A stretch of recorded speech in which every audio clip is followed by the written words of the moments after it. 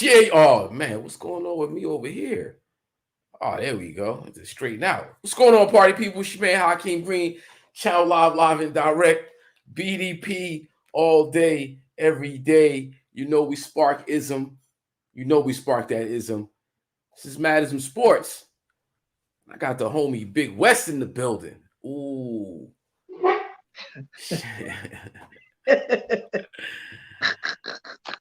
Yeah, that's serious talk right there, bro. Serious talk. That's shake my head. Shake your head.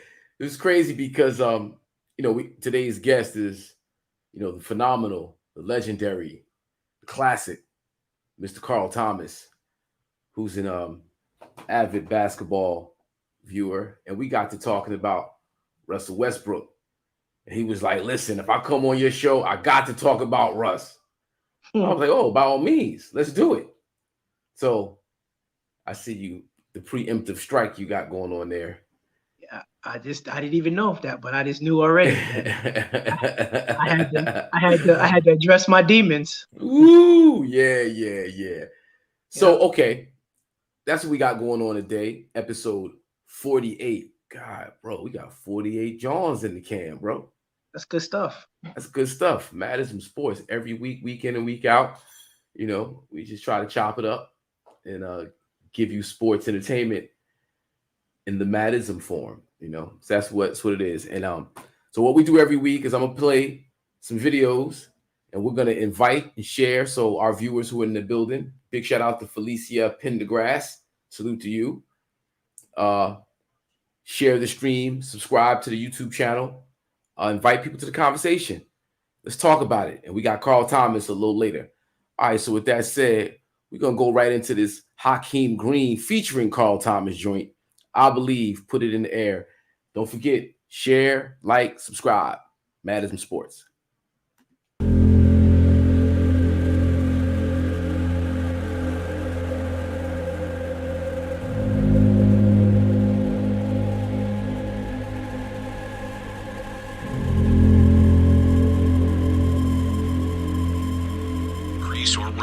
Social distancing and other mitigation measures they've put in place. The president's been itching to begin easing the nationwide guidelines meant to stem the outbreak and contain the economic fallout. Well, the weekly jobless numbers are out, and they are a staggering show of the early impact of the new coronavirus on the economy. Around 3.3 million people filed for unemployment in the past week, far exceeding the previous record from 1982. This goes out that I will use my right or the right all my smoke, my dabbles, that I'll choose my papers, or the right to be free. Set up that hookah. Like it's 420. IZM in effect, hip-hop changed the game. Everybody smoke good, my grower changed the strain. I used to smoke for the thrill, now I do it for the pain. I stay pushing weight, I do it for the gains. It's like a revolution, Prince with purple rain. Purple kush, purple haze, like cheese in a maze. So I put lights in the tunnel, LEDs supply the rays. All we do is spark IZM, that shit is all the craze. Remember back in the days, trade bags of haze from the corner bodega. Poppy put it in some lays. It was rhymes in a cipher with blunts in the air. Then off with a shorty couch locked in a chair. My shorty look exotic, weed kinda rare. She said the weed was erotic with smoke in the hair. IZM makes the time go by, life without a care. So roll it up, light it up, put it in the air. I believe in happy faces, yes, this is true. Love is just for special people, yes, just like you. If you're reaching for the stars, you know you can do anything you want to if you just get into. Then I believe that I will use my right or the right to be me. I believe that I'll choose this fight for the right to be free. I believe I'll treat tonight like it's 420.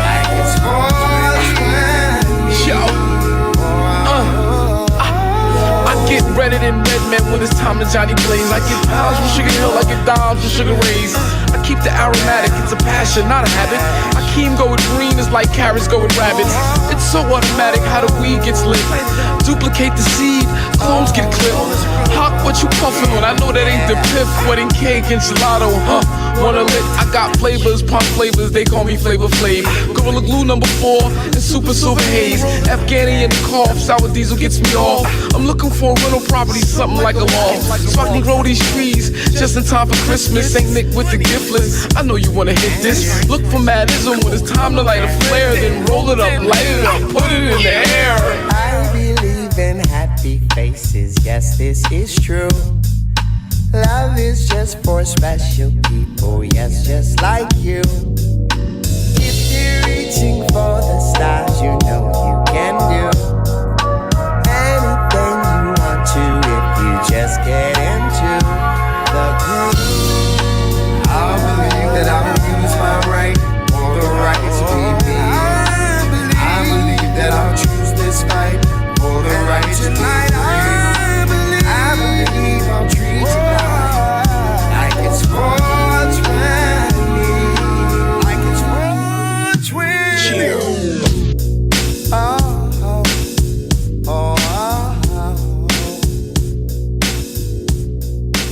Yes, this is true. What really stands out to many are the one-time direct payments from the government. The Trump administration says they hope to start rolling them out in 3 weeks. The payments are based on your latest tax filing. Individuals who earn $75,000 or less will get $1,200.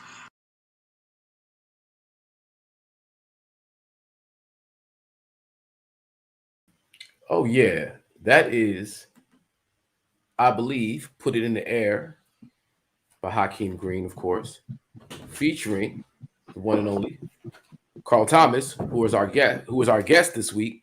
He'll be joining us in the second hour. So for the first hour, we're gonna get into the NFL. Let's talk about what's going on in the NFL. Uncle Spliffy is there. He's somewhere. I'm gonna bring him in as soon as he's seated, because he actually has the last week's count of picks. Yeah. Mm-hmm. Oh snap! The Cowboys just scored again. It just don't stop. I mean, Dak gave us what we needed. Yeah, Dak gave us what we was looking for from him. What up, Cliff? What up, fellas? That's master. Yes, sir. Yeah, Craig, Stephanie, thank you for the shout out on the video. I appreciate that. I believe Put It in the Air, available on all streaming platforms. Go check it out. Also check out madism.info, which is the website, products, music, all types of stuff. We keep it going. What up, Rob? I see you out there, brother. Man, the Cowboys took care of business, man. They did what they were supposed to do. They did it big time. Dak set all types of records. You know, he put his stamp on this season, I think, with that game. Or did he? You know, watch the Redskins. We can't really expect much from Washington. You know, so, you know, let me get what y'all feel on what happened on Sunday. Well, like I've been saying, you know, the past month, it's a perfect runway to the playoffs for us. You know, we catch Washington twice, but the second time on 4 days rest? You know, backup quarterback, all that. You know, you knew that was going to be a get-right game, and we needed it, and Dak needed it. And, you know, all the naysayers out there, people doubting him, he just had to get healthy. And you wanted to see the offense rolling like it is, but the story is the defense, yo. The defense is doing their thing. And we got 3 legitimate cats that can rush you from any side. And then we got, you know, a magnet in the outfield, really just you know, intercepting everything being thrown his way. So we're doing our thing. I like the way it's going down, and we right for Cardinals. We should get that, and Eagles after that. So I like what I'm seeing. What you think of Wes? The schedule, you know, it is what it is, right? So you got to play what's on your schedule. So people are, you know, the Washington Redskin thing about they beat the Redskins like it's nobody. I didn't see nobody else putting up 56 on Washington. So if you have the ability to do that against that team, they just went out there and just beat them because they're a better squad, and they beat them soundly because they better. Dak played a good game. He didn't play with the difference between, I think, this week and the weeks before, I think, with Dak was that he ran the ball. He got that first quarterback sneak. Then he avoided a rush and slid down, got some positive yards for like 5 or 6 yards, threw the ball on the run. He just avoided a lot of he did a lot more running than we've seen him do in the past. And I think that's key to his game. If he's doing that and they getting some downhill runs with that defense. Yeah, you know, I didn't get a chance to watch the game. I was on the road all day on Sunday. But you know, Pollard and Elliott, what did they give us that on Sunday? Well, Zeke was 9 for 37, which is 4 yards, and I think Pollard might have had like 6 carries for like maybe 30 or something, or 25. It wasn't that they couldn't run, but the last drive of the half, they threw 12 straight passes. And then they put Corey Clement in the second half. So it was really they were done by halftime, both of them, which was a smart move because they both need the rest. The other interesting part about their squad was what's his name, Jordan Lewis, the slot back, had COVID, and they played Kelvin Joseph, the rookie, and I think he had like 57 snaps, and he was the receivers were -2 yards against him, which is pretty daggone good for a rookie player. We try to put opposite of we try to eventually put him opposite of Diggs. So that was a good look too, to get him some work, because he's been hurt all year making rap videos and all this other foolishness. So it was good to see him play some football. Why are you dissing rap videos? No, I'm just saying he got to be a football player right now, baby. I'm joking. Well, Joseph was the third pick. He was our third pick, wasn't he? He was our second pick. Second pick, okay, right after Parsons. Second pick, right after Parsons, yeah. Yeah, so he's showing that he can play, and everybody is stepping up on the defense, and I'm hoping everybody's looking at Dan Quinn now, and they're trying to pull him from us. So they're saying he's saying he's happy in Dallas, and I even saw Kellen his name on a couple Kellen Moore, our OC name on the short list of coaches out there. So we ain't even do anything yet, and they're trying to pluck from us. So well that's interesting, because we ain't even do anything yet. That's what I'm saying. And they're already lined up for jobs. Mm-hmm. Yep. That's how that's other people who have already done it, and not, for some reason, not on that short list. Yeah. I mean, not only done it, but both of them have this. Those people that have already done it and won it have the same record as us again, and they're not on no list. Mm-hmm. Yeah. Now, mind I was happy. Go ahead. No, I said, being Cowboy, supporters for decades between the three of us. You know what I mean? You got what, 120 years of, at least 40 years of each, of support. Mm-hmm. We happy for these coaches at Dallas, but the reality is It's crazy how they ain't even do nothing yet, and they're lined up for jobs already. Yeah, just take note. Yeah. Take note. I'm taking note. I was, what I found funny, because I was looking at the numbers last week, right? So Dak took a lot of heat with his like 21 for 35 game, whatever it was. He had the pick or the fumble, and 215 yards. And how ESPN was ragging him out all week, right? About how terrible he was playing, or how terrible he played in that win. Did y'all know that Kirk Cousins was 12 for 26 for 87 yards last week in a win? Yeah, in a win. Yeah. Did y'all know that Carson Wentz was 5 for 14 for 57 yards in a win? Mm-hmm. I'm just saying. So they're killing this dude on some. They all playing. They all won a game last week, but Dak got that extra target practice, and you had cats that he had more yards passing than 2 people. And they didn't say boo about either one of them, and they both won their games yet last week as well. Mm-hmm. Just a little tidbit. Wow! And now Carson's out. Did you hear? He's out for. He's in the protocol, but COVID. Yeah, and he's unvaccinated. but they've conveniently lessened the restrictions. So now, because they said that. Go ahead. Before unvaccinated players, there was a 10-day. Yeah. Now that's reduced to 5 days, so he can possibly play this week. They just lessened the restrictions this week. So that's corny. The NFL is corny. It's so grimy. Yeah, I don't. I mean, I looked at a lot of games this week. I watched the Cleveland Green Bay game on Christmas Day, and man, I know Mayfield didn't play well, but the refereeing in that game was atrocious. It was terrible. I watched that as well. He threw 2 picks that weren't even. I mean, one dude on his first interception, dude was like 25 yards downfield. Cat impeded his progress and grabbed him, and they ain't throw no flag. Like it was like it was way after 5 yards of contact. And then that last play when he grabbed the shirt and then used him as a catapult to pop in front of the ball and then take it. I was like, how they not gonna call that? Yeah. It was kind of egregious. I'm not a Mayfield fan, but they got robbed. Yeah, he got robbed. Yeah, he got robbed. He got robbed. And I want to say, wasn't it the last drive of the game where he just pulled, he clearly tugged his shirt. Yeah. Tugged his shirt. Yeah. Yeah. Clear. So, that's also the home of the not catch. You know what I'm saying? So, you don't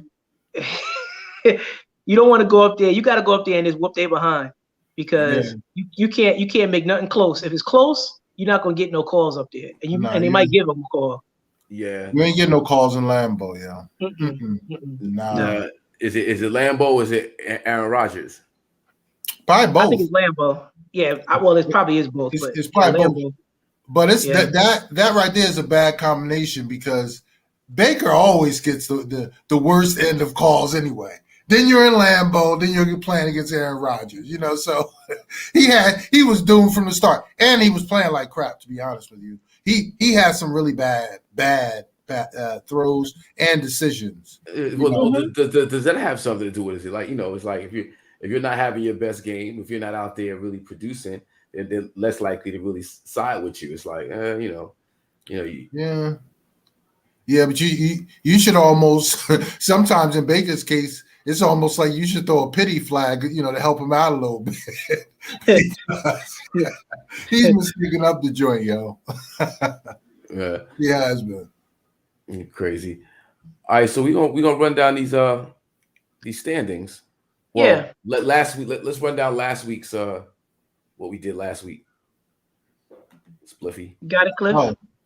Well, Wes left the show. So I have Mihawk and KG. Okay.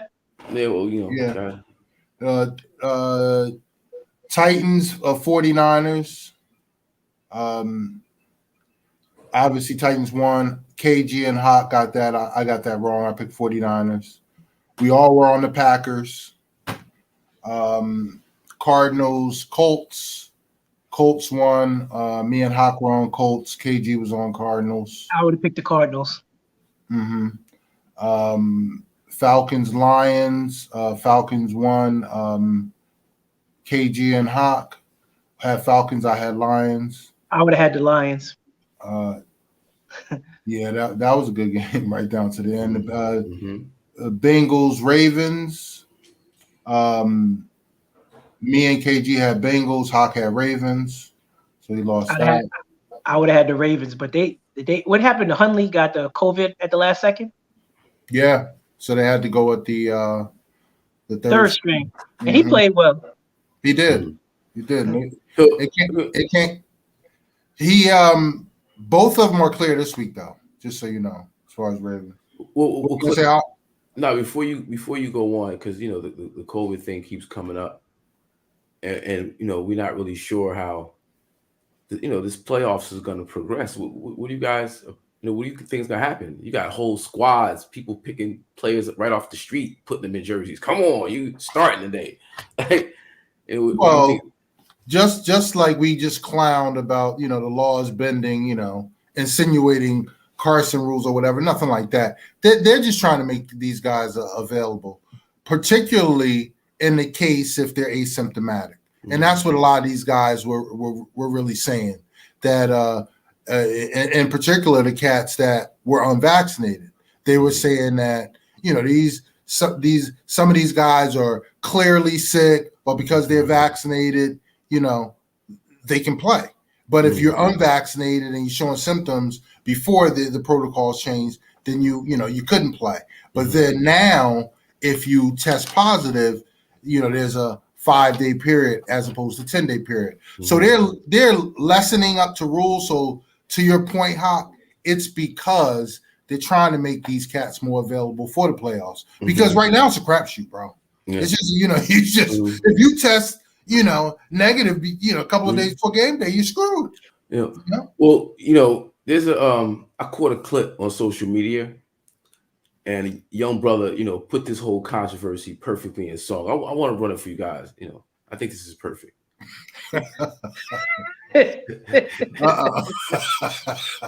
Shots in 6 months, take the other half. I'm not taking 3 damn shots. I'ma just wear my mask. Oh yeah, I know that you are anti-vax.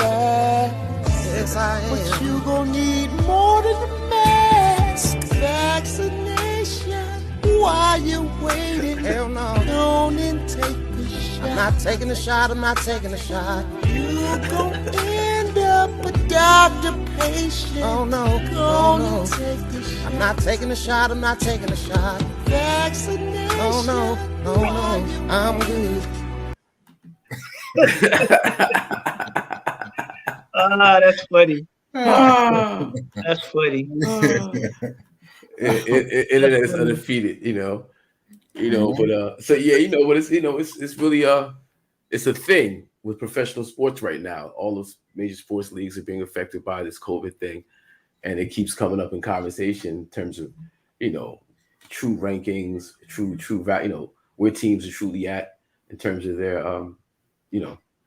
like how do you know who's who now? Like 2 years ago we had the bubble, and the bubble chip has an asterisk to it. Are we looking at the NFL the same way now? Are we looking at the upcoming NBA playoffs in the same light? Is it? I don't know. It's the new the new normal. It's crazy. Yeah, but what do y'all think? I mean, I think every team pretty much has been affected equally. I mean, it hasn't been anything that's been egregious where you're just like, damn, wow, but it is what it is. And if you are one of the teams, you want to put yourself in the best position. What does that mean? Being vaccinated. The NFC been the same since the same 5 teams have been the same 5 teams in the NFC all year. So, and they've all had COVID issues. So I don't think it's gonna have an asterisk champion at all, to be honest with you. Because like Cliff said, everybody's been affected the same. The NBA, they were all in that bubble, which was a good thing because they got to play, right? It was obviously it was a good thing, but it was just a shortened season. That's the only difference. Yeah. Okay, Cliff, back to the last week's rundown with NFL. But also back to the point before I get back to the list, with this Omicron, it is more contagious, although not as deadly. The Omarion B2K got the RASB variant. Well, all I'm saying is, they're probably going to be more positive testing. I'm talking about league-wide, around everything. So, yeah, it is the new world we live in. So we'll see. Hopefully it's, we don't get hit too hard, but. Yeah, it's only December. We still got January, February, March. Yeah, I got to get through this winter. Yeah. And the NHL is just coming back tonight. Remember, they shut down early last week. So. Yep, they did give everybody a break for Christmas, but also to address COVID. Yeah. So. Yep. Okay. Okay. All right. So back to the list. We got Rams, Vikings. Rams won. KG and Hawk had Rams. I had Vikings. I would have had the Rams. Yeah, we had Eagles, Giants. We all had Eagles. I would have had the Eagles on that. Bills, Patriots. That was my dog of the week. We all had Bills. They were dogs and they won. Mm-hmm. Outright. I would have taken the Patriots. I was kind of surprised. Now, KG actually got us on the okie doke here, Hawk. What were you gonna say? Well, no, I was gonna say let's talk about that Patriots Bills game because okay. we had some dialogue about that last week. Yeah, and so because I had mentioned the game between those two teams prior, where the Patriots won. It was ball control. One boy threw Matt Jones threw the ball two times the whole game. Yeah. The weather was inclement, very, very windy, so they had to, modify. Both teams had to modify their game plan, but the Patriots ended up eking that out. So it's like the legacy of Bill Belichick, the mystique of Bill Belichick. I kind of thought it would carry over and the Patriots would win that, but then after talking to Cliffy and KG about it, I think I flipped my choice. Yeah, you did. Yeah, you did. I flipped my choice. Yeah, to the Patriots and to the Bills, and it turned out exactly how you guys said, where you could tell Josh Allen is the better quarterback. He could do more with the ball in terms of moving it down the field.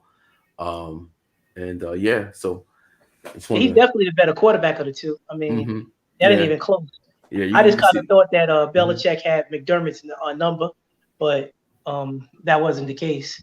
And New England's defense got kind of blasted 2 weeks in a row. Mm-hmm. Well, New England is not that good of a team at home anyway. That's what people were not really taking into consideration. And like I told Hawk last week, it was going to be about revenge. It was going to be about righting that wrong because they got embarrassed at home. Even though the weather was they couldn't stop the Patriots at all. They out physicaled them. They ran, they ran it down their throats, and I knew Buffalo was going to be looking for some get back. And we know Josh Allen's better than mac and cheese. It's just a matter of the team showing up, and they did, and they're getting in in playoff form, and that was for their division. Had the Patriots won it, so they're in good shape. Yeah. Okay, you were gonna say something though, Cliff. Oh yeah, because the next game was Steelers. Chiefs. What's KG? KG, somebody get KG on the horn. KG got us on the okie doke because both of us had Chiefs and then Steelers, and then he was just like, he read actually just before the show ended that Kelsey and Hill was gonna be out, and it was like, do y'all want to switch? And we both switched. Yeah, and all lost. Yeah, because they got blown out. He probably strategically is a no-show right now. That game was that on it? Was that on in your region? I don't know. No, I saw replays of it though. We had that game. We had that game on. It was ugly. I mean, it was so ugly. That was one of their worst games. Oh, man. I mean, they were on the field like, I think at one point it was like 34 minutes to 16 minutes for a time of possession. It was something crazy. It was like, man. Yeah. Oh, Hotep, Dark Matter Ross 7. My Hotep, back to you, brother. Salute. Yeah. Chiefs. Is this a sign that they're, they're the top dog in the AFC? No doubt. Yeah. They are. Yeah. That defense is thorough. I mean, week in and week out, and they basically gave the offense time to catch up. Let Patrick be Patrick, and they're playing, yo. Nice. Yeah, they playing well. I mean, they running the ball really well. Mahomes is being patient now. Defense is playing good. There's nobody in the AFC. I mean, Tennessee and Buffalo are probably their best competition because they both beat them. But I don't know if they can both do it again. We got to see. Buffalo, I think, could get them though. Another offensive coordinator who's already done it and should be on that short list, but that's another story. Who's that? Oh, Buffalo? No, Chiefs. Tampa. Chiefs. Chiefs. Yeah. Eric Bieniemy. Yeah. It's another one because we talked about the Tampa Bay guys. No, actually, we didn't talk about them, but it was kind of insinuated. Leftwich, yeah. Leftwich, and Todd Bowles. But actually, one person did get named. Black man, Leslie Frazier is on the list too. It was 6 coaches they talked about, and Leslie Frazier is on that list as a Buffalo defensive coordinator for head coaching jobs. Yeah. Salute. Yeah. All right, Cliff. What else? We have Chargers. Oh, we all picked the Chargers, but they lost. They lost to the Texans. They had that game too. Wow, come on. Yeah, we all lost. Wow. Yeah, and it was like they got stomped. Yeah. They gave up like over 200 yards rushing. That's their Achilles heel. They can't stop nobody. Yeah, but also the Achilles heel again. We talking about these coaches being named, but they haven't even done nothing, and they got job offers. Oh, Brandon. I like the quarterback. He got skills, but they got this dude as the best quarterback in the AFC as a starter in the Pro Bowl. I'm like, come on, man. He 8-6. He just lost to the Texans, threw 3 picks in that game. I'm like, we gotta relax on these dudes, man. Come on, man, relax. He's good. He got game. We like him a lot. It's been, it's on record. We like Herbert. Herbert. Like that guy a lot. But like you said, pump the brakes. Let's give him time to fill some shoes before we put shoes on him. Yeah. How'd y'all feel about the Joe Burrow interview? I was like, kind of like, I missed that. What was that about? I was like, this dude need to get smacked off his pedestal. Like, dude, relax. Wink went at him. Wink Martindale is the offensive coordinator for Baltimore, the Ravens, and apparently he made a comment. He said that we're not going to quite be fitting him for a gold jacket like he was Aaron Rodgers or something like that. And Joe Burrow's like, okay. So he went out and threw for 525 on those cats, yo. He did his thing. I don't got nothing bad to say about Joe Burrow, yo. No, I wasn't mad at the fact that he threw for 525 because Harbaugh got pissed. Harbaugh forgot that he went for that rushing record. You know what I'm saying? He must have forgot about that. I was like, come on, man. But Joe Burrow was a little. He bust him up, but he was a little feisty up on that podium. Yeah. he had a little pepper on him. But you gotta give him his props because he almost threw for a G on him in 2 games, yo. So again, it was like 525 and 460 last game or something like that. He made a season out of them. Literally a season out of them. They really shouldn't be saying too much about them, and they are balling. We need to watch them because we're talking about who can possibly go into KC in the Arrowhead and beat them. Cincinnati has enough D, and Joe Burrow's a beast, and their skill players are probably unmatched if you go 1 through 4. They're 3 receivers and or tight end plus Mixon. And then Mixon is balling. So we definitely better pay notice to Cincinnati. Seriously. I think they're a team that are dangerous, and they have a lot of talent, a lot of weapons, but I think they also self-destructive. But because they're young. That usually happens on the offensive end with them. Joe Burrow is cool as cucumber, bro. He that cat is, ice water through his veins. He nothing, nothing basically affects him. He's unflappable. And I think that poise is going to be, it'll win them a couple games in the playoffs, I think. A couple? Wow. Yeah. I think they're the type of sleeper that can win 2 and go to the championship game. Depending on where they fall. But they're good. And this COVID, may affect somebody in the playoffs at the wrong time. And, you know, you're talking about a defensive line, and then you got a running team coming in, or a secondary, and then you got, you know, some air raid coming in. It's going to be tricky, but it's going to be interesting. It's going to be good. Mm-hmm. Okay. All right, so what else we had? We got Seahawks, Bears, and first of all of us had it wrong, and that was my second only best bet that hit. Missed all. But did you see how that they ended up losing that game?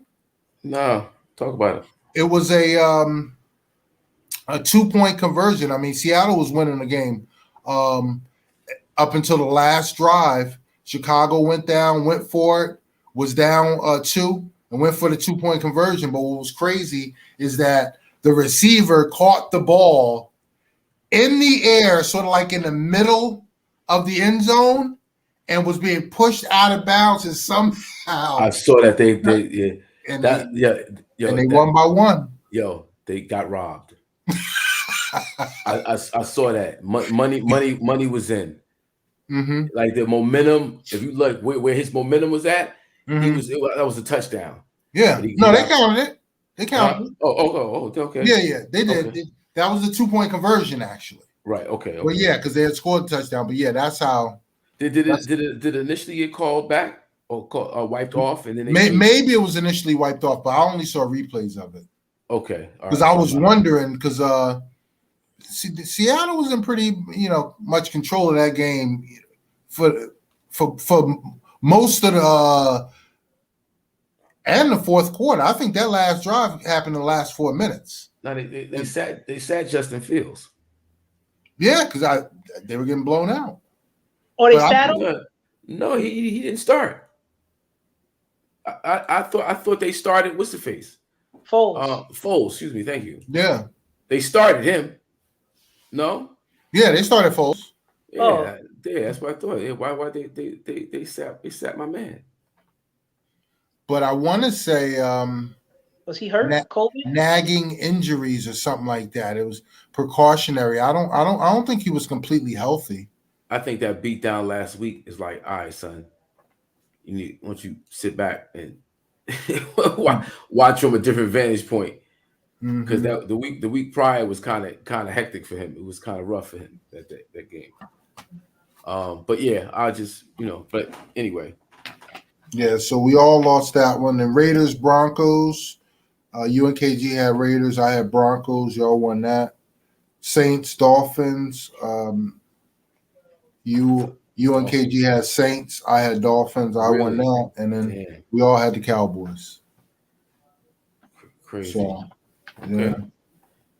Well, let's take the walk down next week and see what it is. Let's hit it.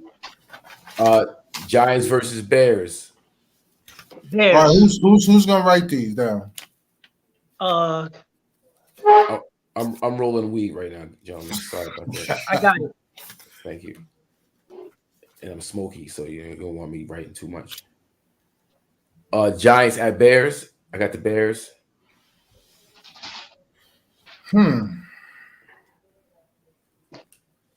I think an upset is brewing, but I'll go with you on that. I got the Bears too. Okay. I got the Bears. I'm thinking it's at home. I mean, they want to do something at home. Jaguars at Patriots. Patriots. Rams at Ravens. Who's quarterbacking? Lamar? I got Ravens. Wow. Yeah, he will be I got the Ravens. And so will Huntley. I got the Ravens. I'm gonna go with the Rams. Ow! Buccaneers at Jets. Bucks. Bucks. Falcons at Bills. Bills. Chiefs at Bengals. Yeah. All right, Cliffy Cliff. I'm going Bengals. And they almost made my top dog, but I'll take them on here. I'm going Bengals. I'm going Chiefs. I'm going Chiefs. Oh, Dolphins at Titans. Ooh. I got the Fins. The Belichick disciples going against each other. Well, I got Dolphins too, and that's my top dog. So I really like the Fins. Mm-hmm. I'm gonna go with the Titans. They're at home. Raiders at Colts. I'm gonna go with the Colts. I'm gonna go with the Raiders. I'm gonna go with the Raiders too. Eagles at Washington. Eagles. Broncos at Chargers. Chargers. Broncos. Ow! Texans at 49ers. 49ers. 49ers. Lions at Seahawks. Seahawks. Cardinals at Cowboys. All right, you already know how it's gonna go down. Cowboys. The boys. Cowboys. Panthers at Saints. Oh man, two just injured squads. Man. And the Panthers are desperate for a win. They've lost like 8 straight or something like that. But I'm gonna go with the Saints. I'm going with the Saints. We'll go with the Saints. Vikings at Packers.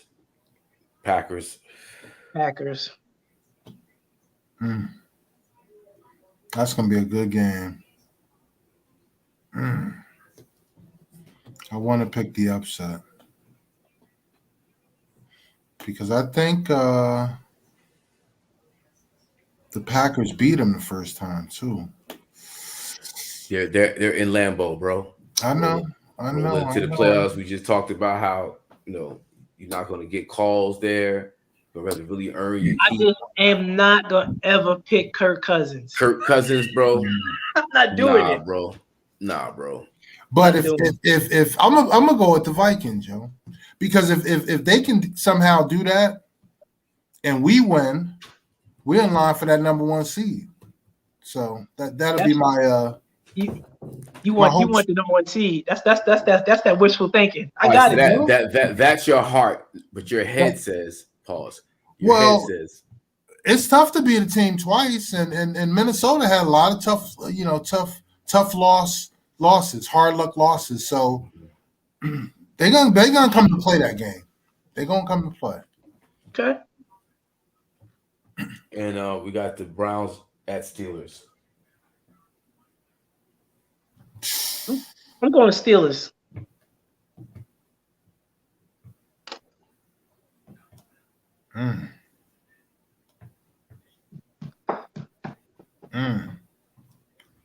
Woo, that's a tough one.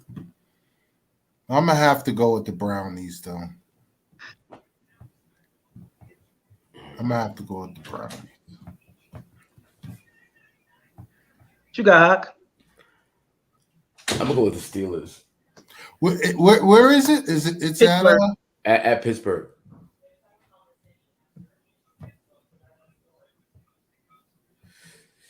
I don't think Tomlin's trying to lose 2 in a row. They're in Pittsburgh. Ben's last game in Pittsburgh, probably. Yeah, I'm gonna switch that to Steelers too because I think the Browns beat them the first time. I think you're right. And I think, yeah, I mean, you get to a point with a team's confidence is kind of shot, and I think that's what Cleveland is. Whereas Pittsburgh, they only have nothing to lose. It's like they're like, you just go ahead and play, protect home field. maybe demolish a rival real quick. Spoiler, because the Browns can't do nothing right now, can they? If they can they stay? To be honest with you, all four of them are alive for that division. Are you serious? All four of them are alive. Yeah. What? Yeah, the Browns are in last place, but yeah, all four of them are alive. Because the Ravens, remember, have lost 4 in a row. So they went from first to third. Steelers are actually in second place. Wow. Since he's in first.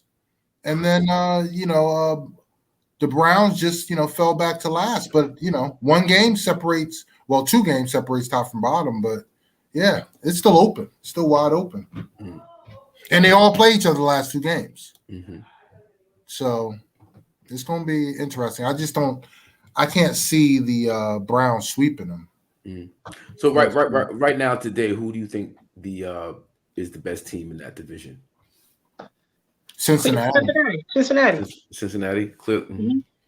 Now, if somehow Ravens got healthy and you had a healthy Lamar, that changes it. But right now, yeah, Cincinnati. Considering Lamar's decision making before he got hurt, even still, because he had like a few games where he was kind of slumping off. He wasn't really producing like we were expecting. Well, if we watched him closely leading up to all those games, he was carrying them on their back.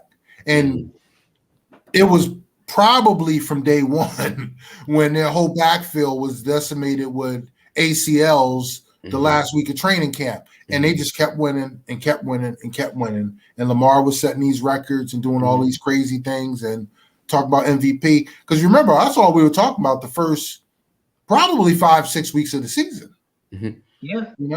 Yeah. Well, you say it's his reads and decision making, right? And it's even something that he's admitted to, and that's why I really respect about Lamar is that when he talks about his play, he'll tell you exactly what he's doing wrong and what he needs to work on, right? And his reads were off, targeting, decision making, it was just off. It's something he needed to get back in the focus, when and when not to run. Reads who to throw to first, second, third. It was just off.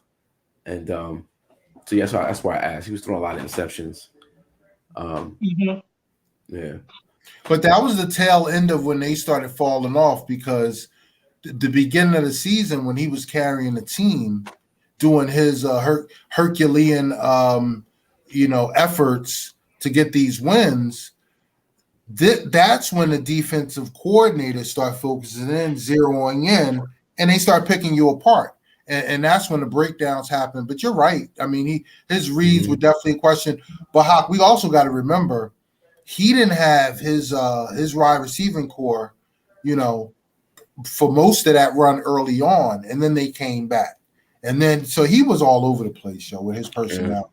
Yeah, he was. I just think the burden of all he was doing just caught up to him. Mm-hmm. I agree. Not to mention he was sick. What didn't he get sick with COVID too? Twice. Yes. I mean, so this cat, Yeah, crazy. Yeah, so my man, now he could change the narrative in the postseason, but you see Matthew Stafford was doing Matthew Stafford type things last Sunday, right? Yeah, he was. Yeah. I had to give Steve Young some credit though, because he was another one of people trying to protect him. And he said, you know what? I can't protect him this week. He was like, I love Matthew Stafford. And, I know a lot of people have bad things to say about him. But he said, this week, I have to agree. That's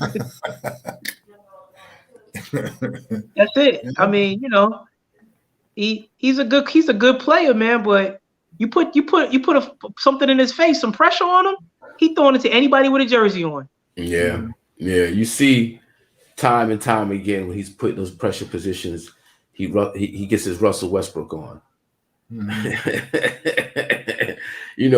And to Dak's credit, I seen Dak go drive for drive with Aaron Rodgers. Yeah, me too. I saw that.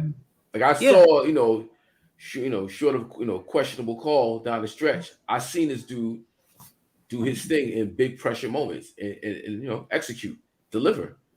Yeah, that's a knock on Dak, though. Yeah, they didn't win the game, but it wasn't his fault. It wasn't because of him. Yeah, they keep saying Dak has to win a big game. He does. Okay. No, he does. He does, but if they're not losing, because he ain't losing the games for them. No. In those playoff games that they've lost, he's not losing the games. Not at all. He just stopped winning them. Yeah. And if our big three, I'm talking about up front, I'm not even talking about Diggs. If our big three is healthy, the best team, definitely the best defense. You know what I'm saying? We are inching up to having the best because those three playmakers on the front can get after you. And then you got Diggs in the back. And then if our secondary, if the role players are stepping up, because we have a monster.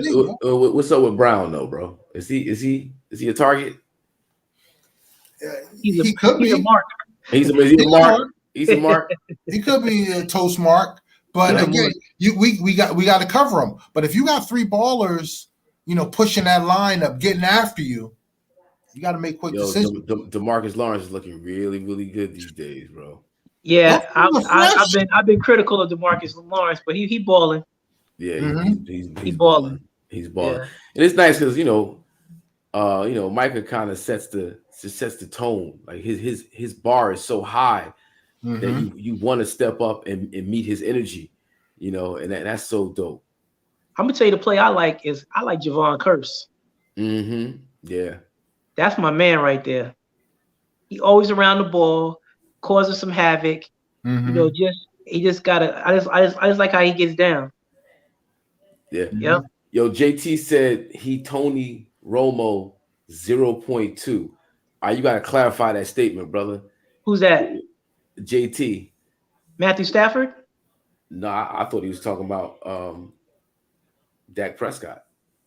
He ain't nothing. Dak ain't nothing like Tony Romo. What you mean by that, JT? Let us know. Yeah, we need some clarity. We need some clarity, JT. Clarification, brother. Yeah, we need clarity on that one, JT, because they totally different to me.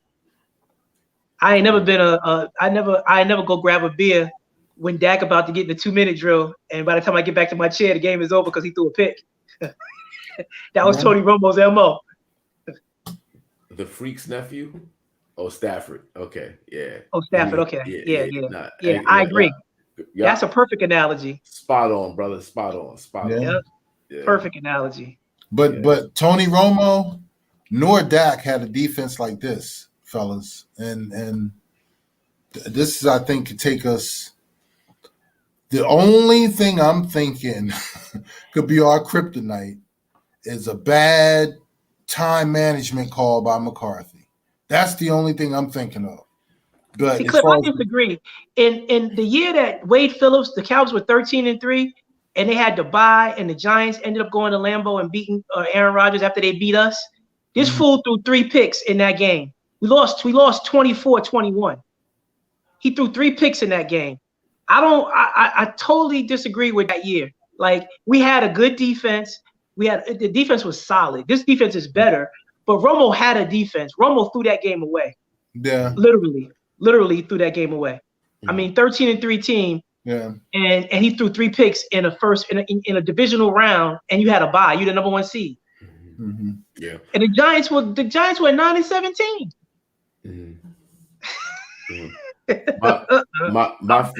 My fear, I think our kryptonite is being one-dimensional on offense.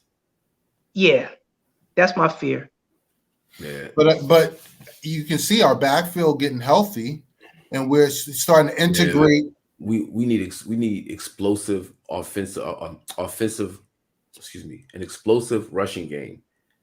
Yeah. We need to count on 120, 130 yards from our backfield. Like, we need 130 yards. We can't settle for 75 yards between 2 guys, 90 yards between 2 guys. That's not gonna cut it. Nah, that's not gonna. You see how hard Zeke was running this week? He was pushing the pile. He was explosive. And Pollard, he's recovering from that foot injury.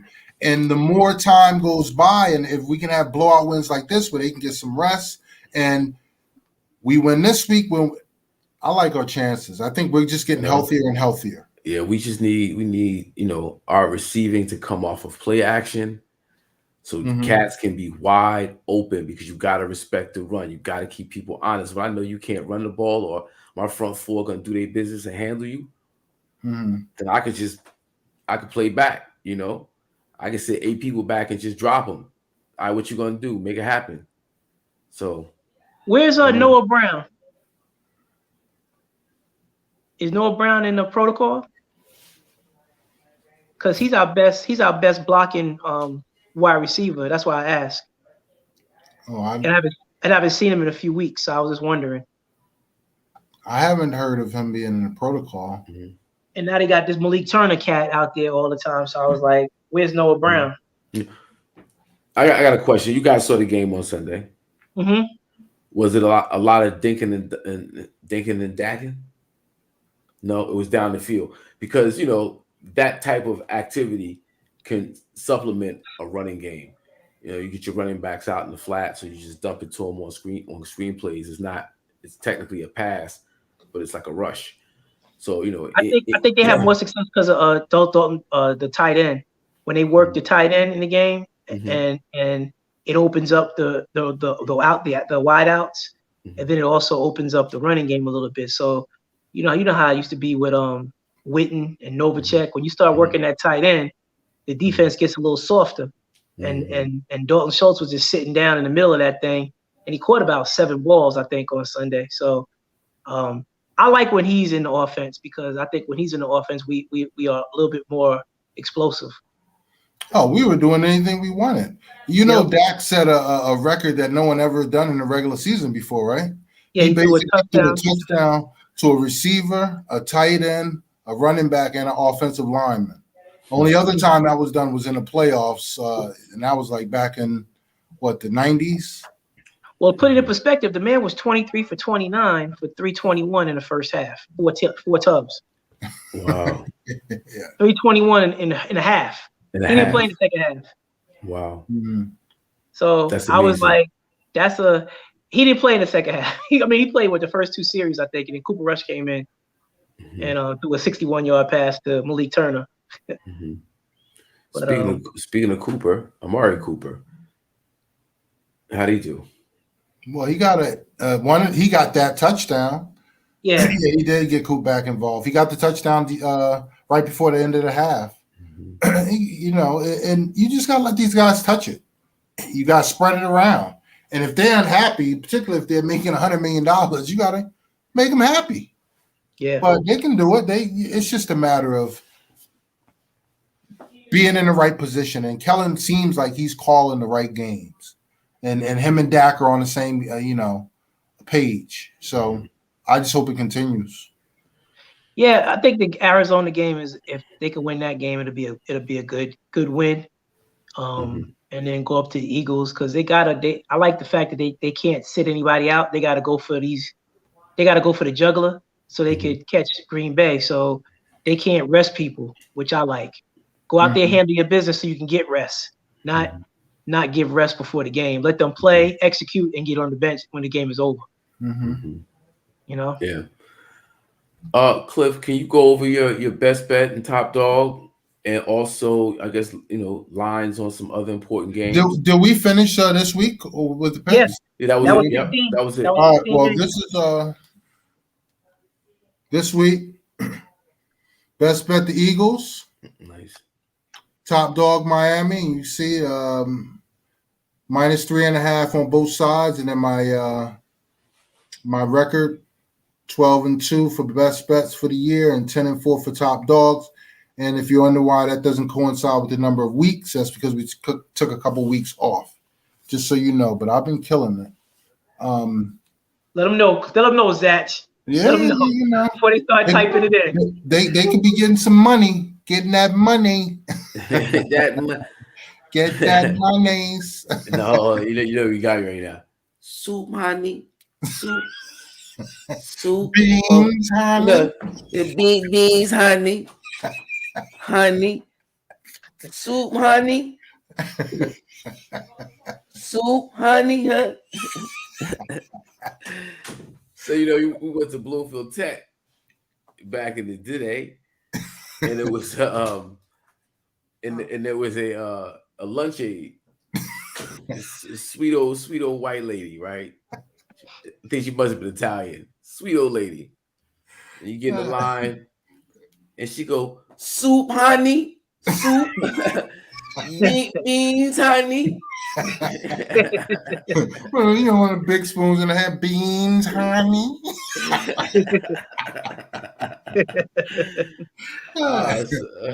Hilarious, man. Yeah. Crazy. Yeah. So you want to any other important games out there? You want to talk about the line on them? While we waiting for Mr. Carl Thomas to join in, I'm gonna take a little break right fast, hop out, but y'all can carry on. Well, do we want to get on basketball yet or no? What are we doing? Well, I'm trying to wait for this dude to come in so we could, chop it up with him and then include him in the basketball conversation. So what I'm gonna do is I'm gonna hop out, see what his thing is, and then I'll hop back in. Well, Wes, you can do that. Wes, you on these college football games? I have not. I know U of H won today. Keeping it local. I know they got a big win today. But I haven't really been on the bowl games this year, to be honest with you. I watch on New Year's Day. I watch the football that day. But no, I haven't. Well, the New Year's Eve bowls, which is this Friday, that's the playoffs, basically the start of the playoffs, the semifinals. Okay. And you have Michigan and I thought they were playing on New Year's Day. They're not? No. Okay. Yeah, they play. There's a full slate on the Friday, and that's the 31st. And then there is New Year's Day games too, and like I'm not sure which games, but a good number of good games also. But the playoffs, that Michigan and Georgia game is New Year's Eve, and then there's the Alabama and Cincinnati. Gotcha. Yeah, so they've been the bowl games have pretty much been holding. They've definitely been entertaining, but they've been holding form for the most part. Okay. I didn't. Usually I do a pool with all the bowls and run through them, but I didn't even do that this year. Mm-hmm. Yep. Well, I know 2 of them actually were canceled. And I know Rutgers replaced. I'm trying to think. Was it Washington State? Yeah, Rutgers went somewhere to play. I was trying to figure out how the heck they get these kids on that notice. You know what I'm saying? Because that's the one thing that they said that they're going to keep an eye out and really wondering about Rutgers, because they said, these cats were on vacation. They were ready. They were so far removed from football. They were done. Yeah. Mm-hmm. So how do you get yourself back into the flow of football again if you haven't even been practicing? You know what I'm saying? Mm-hmm. It's not like they knew that it was going to be a cancellation and they were going to be a replacement team. Or did they? That's a good question, because do they have some replacement teams on notice? Because isn't there another team that's happening to right now? Because I know one bowl game was canceled, but then they added somebody to another bowl game. Yeah, there were 2 bowl games that had some replacement teams. So I don't know how they go about doing that if they call people up and say, hey, the Orange Bowl is coming up. You next in line. Yeah. You want to play? Yeah, exactly. You busy? Mm-hmm. So now, but I'm looking forward to the Michigan game. I kind of want to see Harbaugh have his little day. You know what I'm saying? Yeah. Because he's a good coach. And I think once he wins the big one, I think he's coming back to the pros. Oh, that's your thing? Mm-hmm. I think he don't want to leave. He don't want to leave with that unfinished business. But I think if he gets the championship, he can come back to the pros. Because he was a good pro coach too. Yeah, with the 49ers, I mean, they had a shot. They were right there. They were right there. They were right there. So against his brother. Yep. So I'm rooting for Michigan. You know, I'm not really a Michigan fan typically, but I'm kind of tied to Alabama, to be honest with you. Yeah, that will be a very interesting game because the Alabama this year wasn't as dominant start to finish. Yeah, When they had to step up, they did. stepped up, but they were vulnerable many a times. They this were. year. They were. But this Cincinnati team is tough, yo. They get gritty. Mm-hmm. Yeah, they. I like how they get down. I like their coach too. Yeah. So Bama can get got, but either way, I'm with you. I'm rolling with Michigan. I think they'll beat even though they're underdog. They're actually a 7.5 point dog to the Dogs, Georgia Bulldogs. But I think they'll beat them. I don't trust Georgia's quarterback. No, me either. I like their defense, but I don't trust their quarterback. You know? Yeah, I like their defense too, but you can't sleep on Michigan's defense. Michigan got a good D too. Yeah. And they got like that. Don't they have that beast on the D line? Aiden Hutchinson. Yeah. He's a monster, and he's he was a finalist for Heisman. Yep. With him, and they got some other playmakers on defense, and their offense is stacked too. I think they speaking of lines and favorites and underdogs, Hawk, that we were talking about the semifinal playoffs for college football, and Michigan is a 7.5 point underdog to Georgia, and I was both me and Wes said how we both like Michigan. Harbaugh's a good coach, and it'll be a good story. And Wes thinks that he'll leave if he wins this national championship, come back to the pros.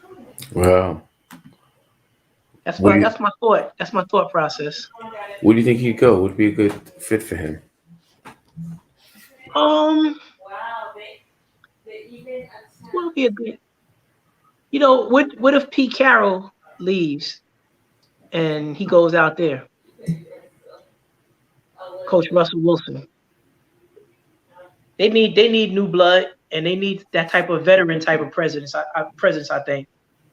So I think that'd be a good fit for him. Well, Chicago might be a good fit for him with Justin Fields. Relive his Kaepernick time. Yeah. Yep. Well, let's jump on Seattle for a minute, though. No. Hold, before we do that, because Carl is in the building. Oh, okay. And I don't want to keep him too long, but I think that Chicago move would be great for Harbaugh because he was the quarterback there. Michigan, Chicago, it's right there. He's already got a fan base, I'm sure. And like you said, Justin Fields, Kaepernick comparison, man, that could be kind of dope. I like that a lot. Yeah. But that's something that we could discuss further on down the line. I'm sure. Yeah, we're going to. But once we get to Black Monday. Yeah. When the coaches get fired. Exactly. Yeah. Well, this Joker is not visible anymore. I don't know what's going on with him. Let's wait for him to come on back. But jump back on Seattle real quick, Wes, and what do you think is more likely? Because you mentioned Pete Carroll, but what do you think is more likely? Russell leaving or Pete Carroll leaving? I think if you get a good coach, you keep Russell. But I think what's going to happen, they both leaving. I can see that. They both going to go. I can see that. Yeah. Yeah. But okay, that said, we're gonna hop on over to our special guest, an old friend of mine, the legendary, phenomenal, Mr. Carl Thomas. What up, y'all? What up, Carl? What up, bro? How's everybody feeling? Hey, don't mind me. I'm just eating my favorite snack right now. You know what I'm saying? Yeah. I don't know about you guys, but Carl, your microphone seems a tad bit loud, and I don't want you to feed back. My microphone? Yeah, I don't want you to feed Let me back. turn it down. Let me turn it down here. Hold on.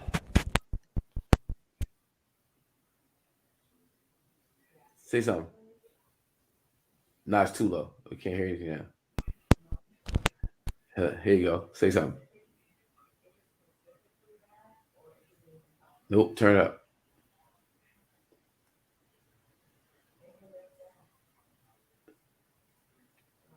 Nope.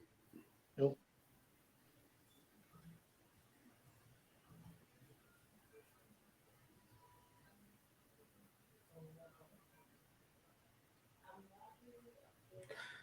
Mr. Carl Thomas, old friend, old friend. You know, we put out a joint last year, I believe, put it in the air. It's like a gospel weed record. It's like a spiritual motivational cannabis song.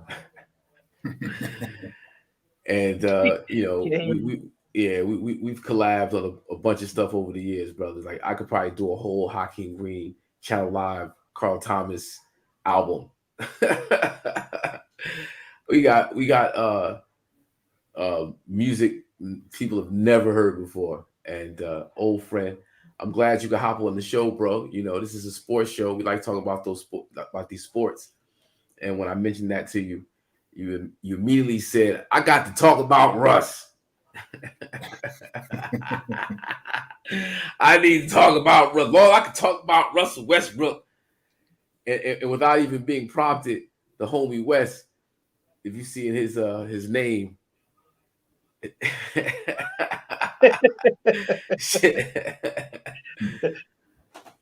oh, Matt, can't hear you. I jammed you up, bro. Nope. Nope.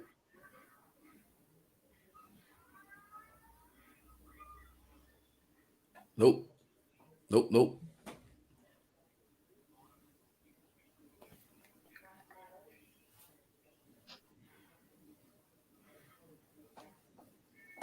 You maybe want to hop out and come back in? Yep.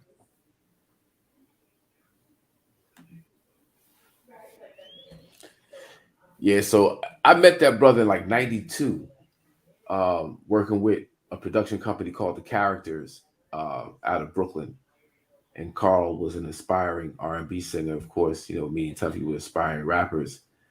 And we kind of created, you know, had a friendship since those days. And, you know, all through the Bad Boy days, him over at Bad Boy, I was right there. And when Channel Live was popping, Carl was right there, you know.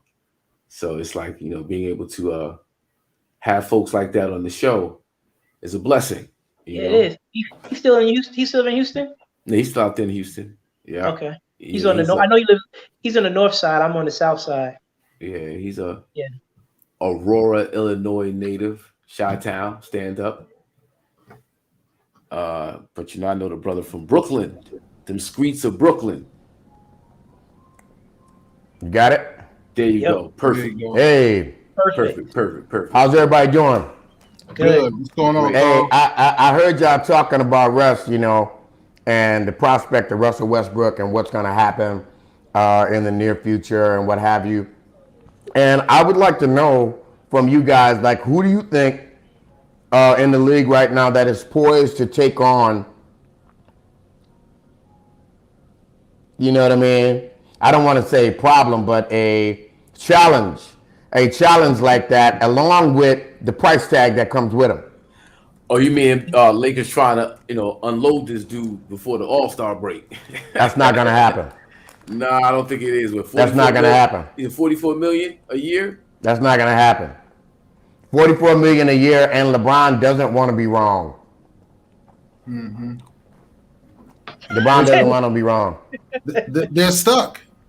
They're stuck. Yeah. That's it. They stuck. The problem is, though, it's not just is Russ is playing bad. Don't get me wrong, but we all said in the beginning of the season, AD set this tone.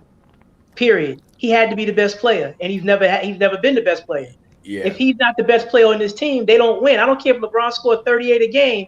It doesn't matter because him scoring 38 a game means that other people ain't getting involved. Mm-hmm. Yeah, you know, amen. From actually coming out of last year, Carl, we said that if AD is not the best player on the team, the Lakers not going to go anywhere. Like LeBron at well, absolutely, but I mean, what I'd like to know is that what happened between the bubble and now? What happened? I mean, with AD, their heads got big. We got all of these players putting up all of these incredible stats. AD looked like the guy you drafted him to be. in the bubble. He looked like that guy. And like he had some up and down moments. More ups than downs. More ups and down. But that bubble chip, it wasn't like we could actually hang our hat on him. He did hit that big shot. He hit that a very game winner. The one that Rondo said that he couldn't throw it to the LeBron because LeBron wasn't looking at him. Mm-hmm. That one, when the one that Rondo said, "How can I throw it to a man that don't want the ball?" That's what LeBron. Yeah, that one. That jump shot. Okay, I remember that one. All right, you got that off. So that was like that's something to put your hat on. But is it really? Then last year was last year. We saw what it was. We saw what his makeup was. And then going to this year was just a continuation of last year, but even worse. So he was hungry. He was hungry going into that bubble year, yo. I mean, before the bubble, he didn't have anything. And fighters gotta want to fight. Yeah. Fighters gotta want to fight. I've never seen Joel Embiid from AD.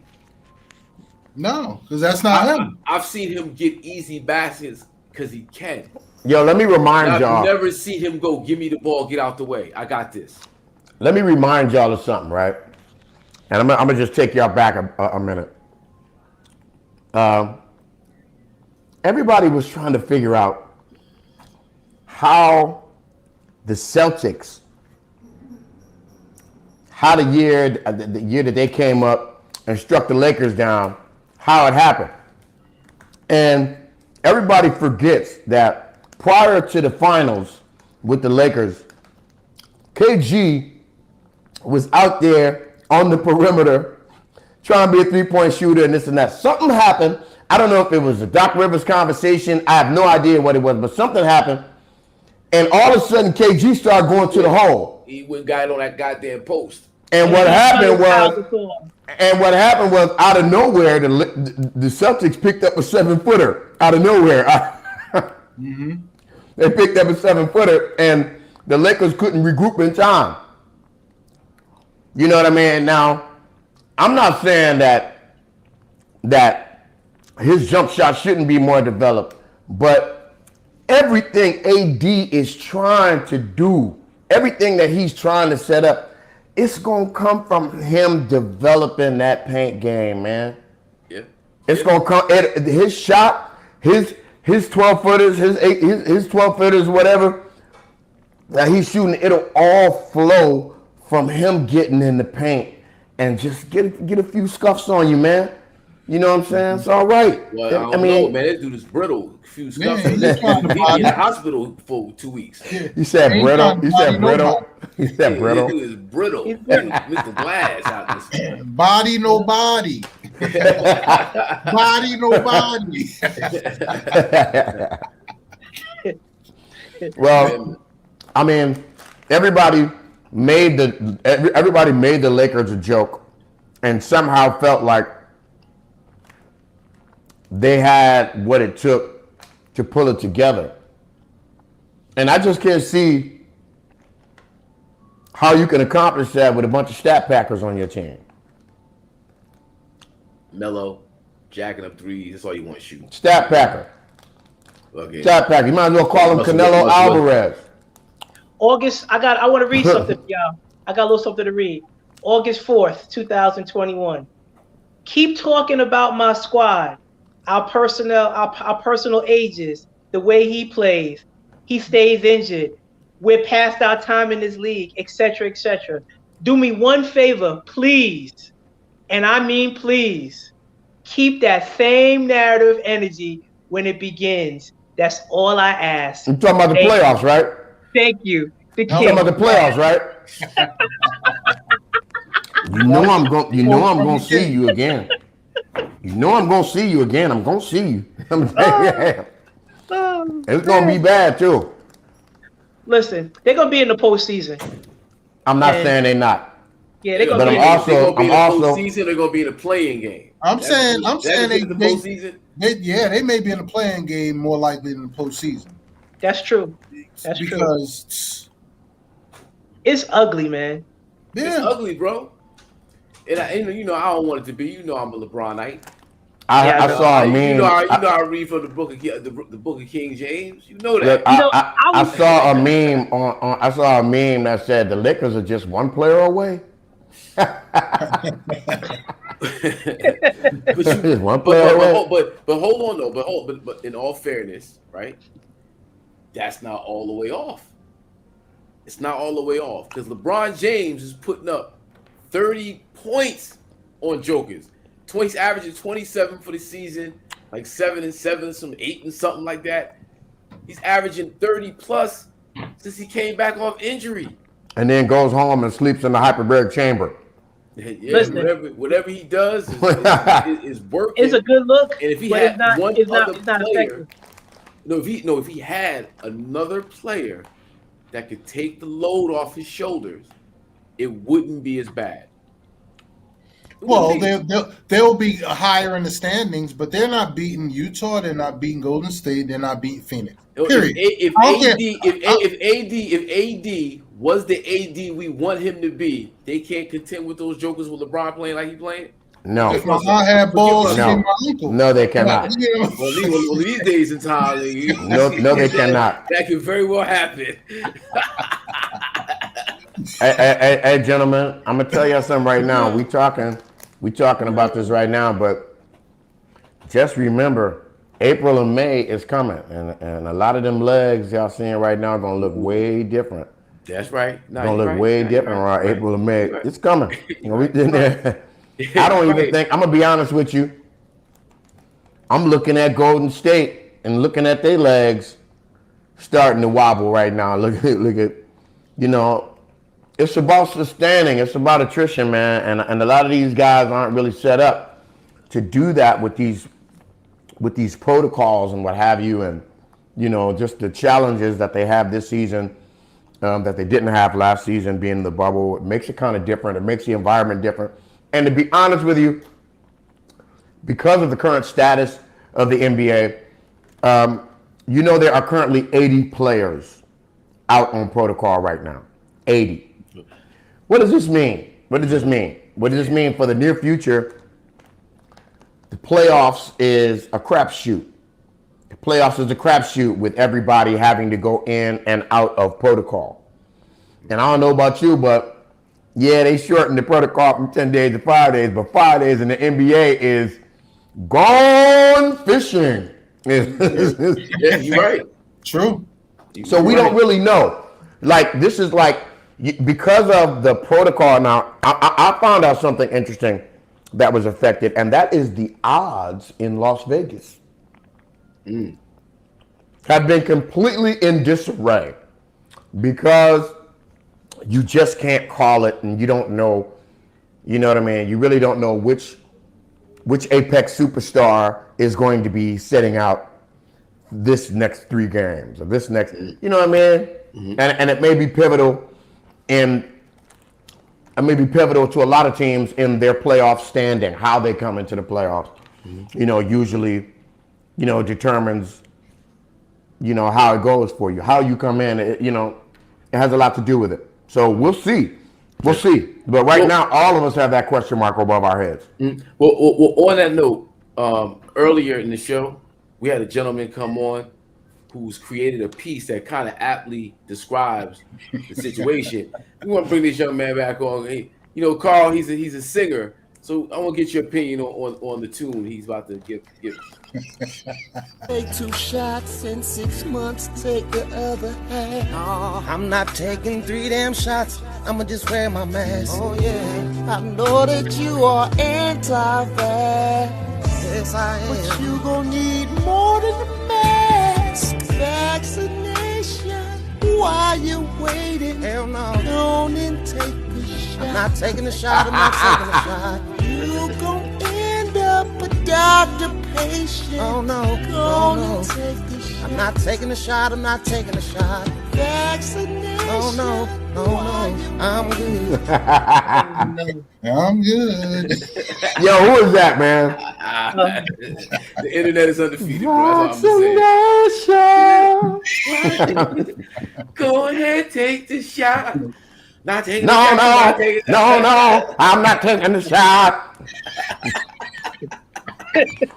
Yo, man, God bless R. Kelly, man.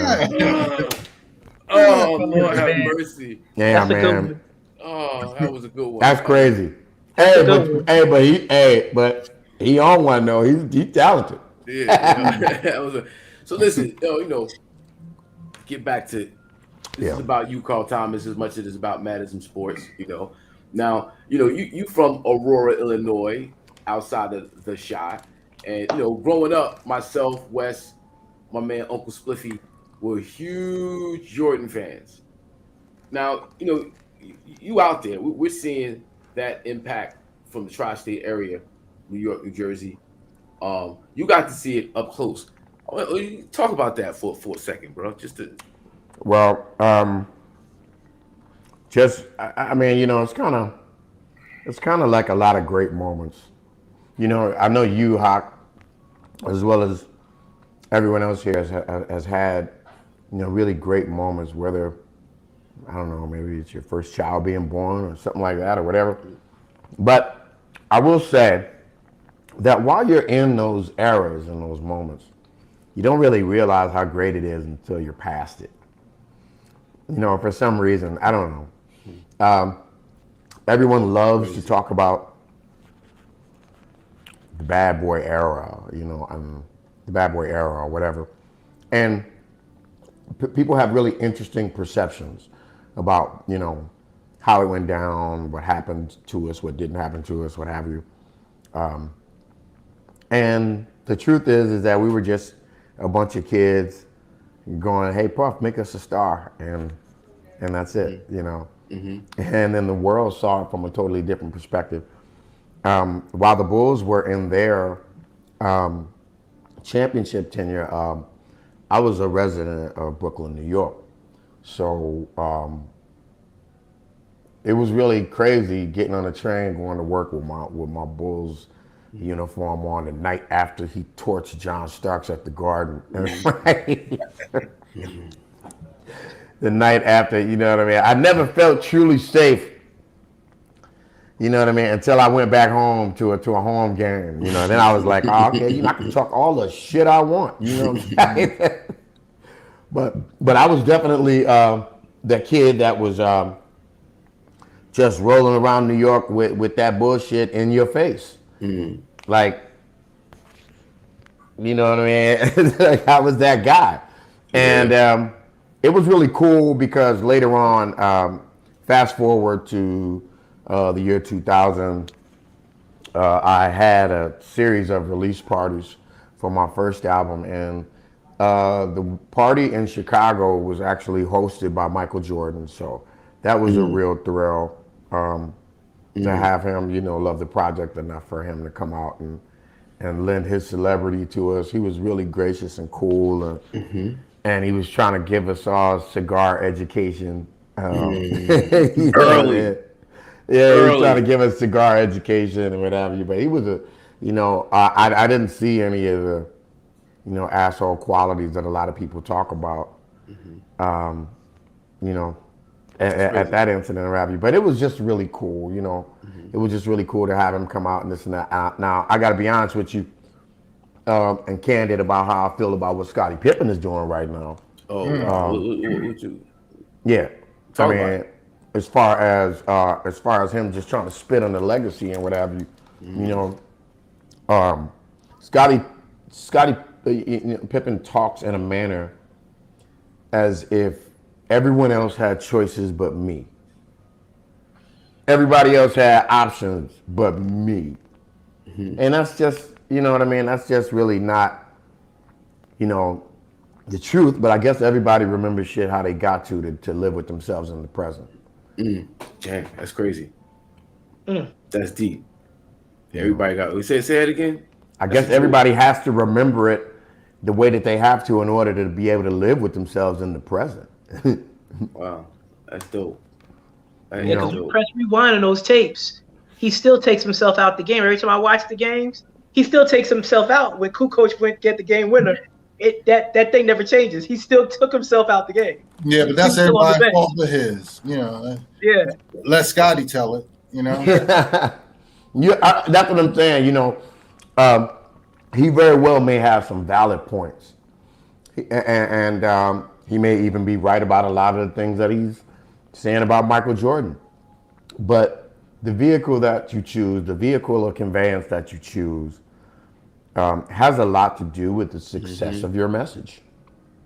So him taking the whiny, bitchy tactic, it just doesn't resonate. And I know you all can feel it out there. It just doesn't resonate with people. You know, that whiny, bitchy, I don't think, Michael was very this all. Man, look. You tied to that, bruh. You tied to that.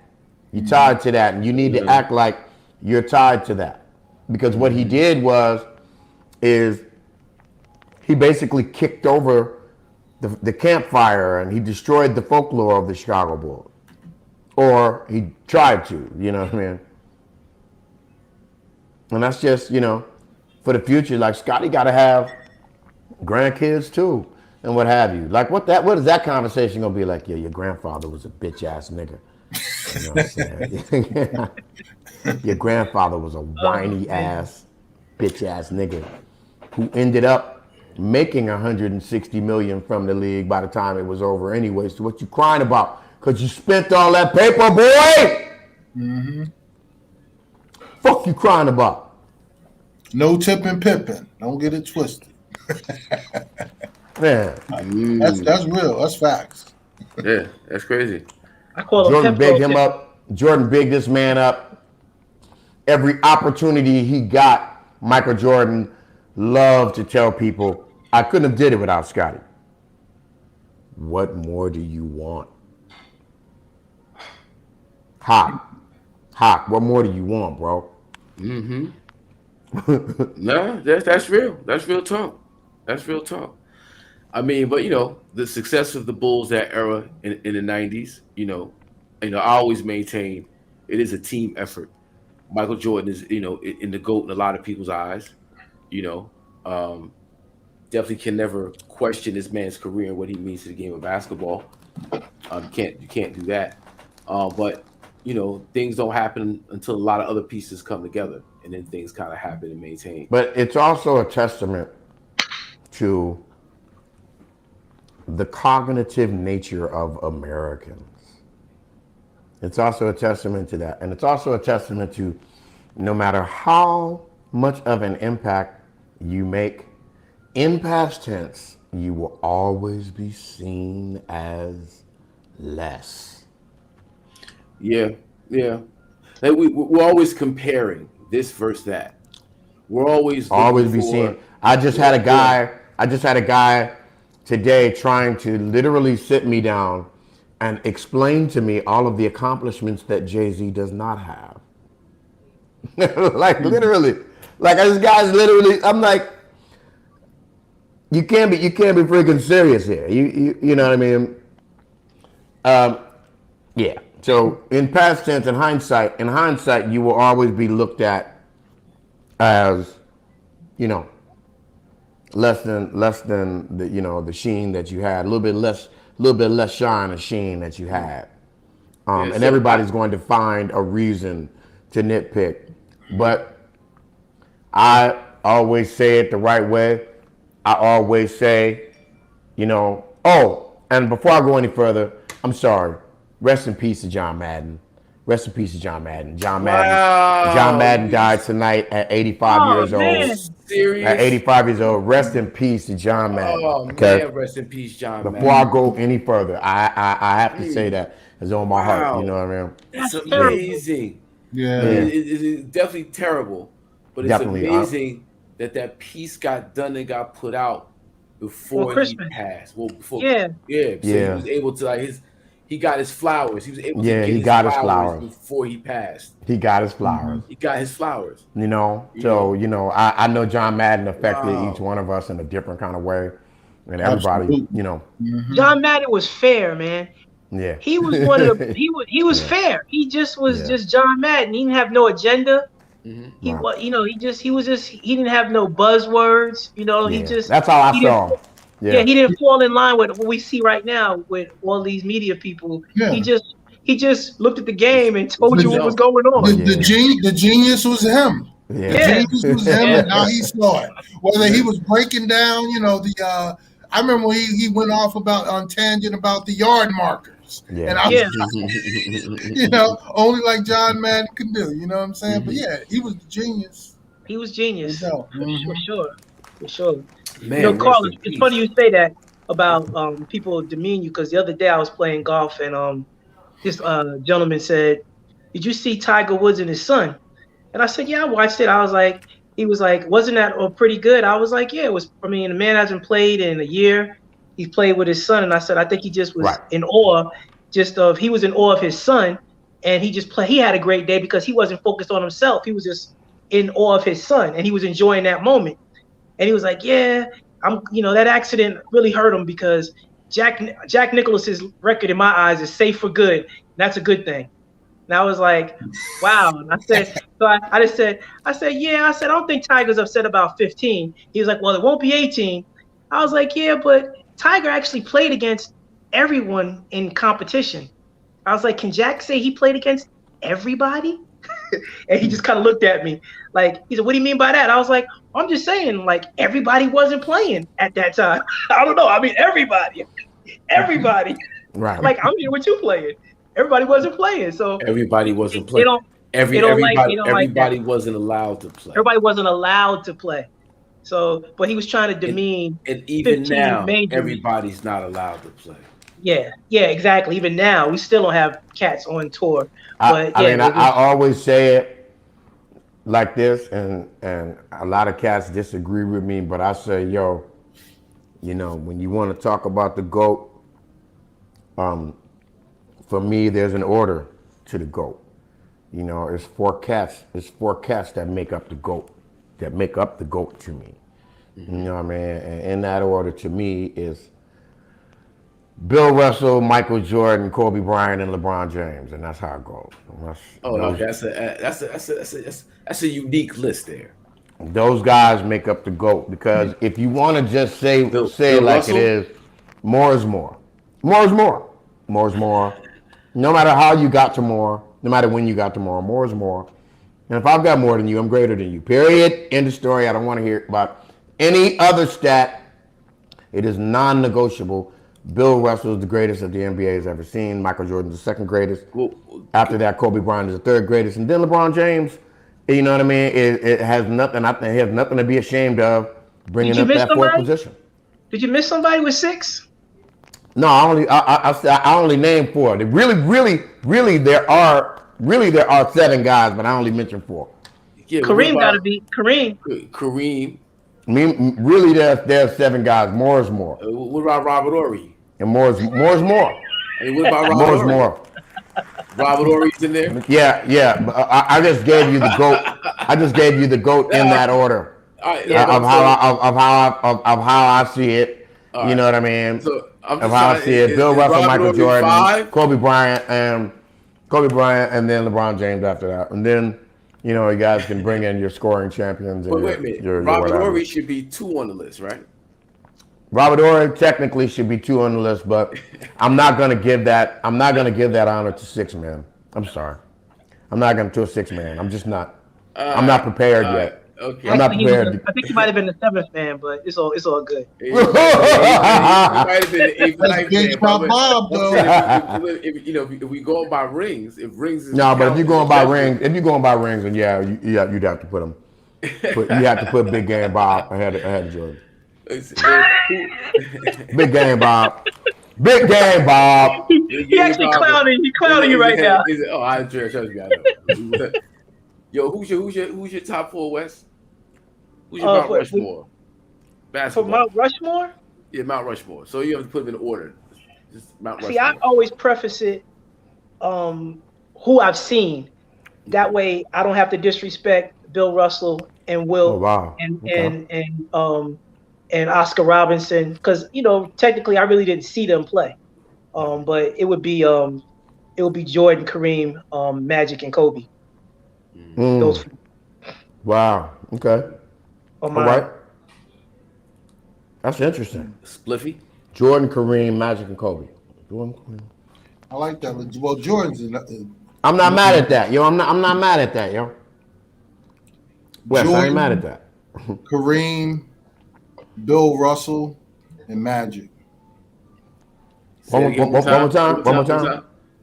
Jordan, Kareem, Bill Russell, Magic. I'm not mad at that. Wow. Man. What about you, Hawk? I'm gonna go Kareem, Jordan, Wilt, Whoa. Magic. Mount Rushmore. Okay. That's Mount Rushmore. And no That's LeBron. Mount Rushmore. And LeBron's not on it. No, he's not. If I had to go with if I put the old people in, Kobe would come off of it and Wilt would go on it. But I can't. You mean like the greatest of all time, like? I just didn't see him play, so I just kind of don't like to even It's just kind of like, and I know how dominant Wilt was. Wilt was like a freaking. He was like Jim Brown. He could do anything. He was like a supernatural athlete. I mean, period. Yeah, but at the same token, a lot of people don't like putting Will there because he just wasn't the best teammate. And, yeah.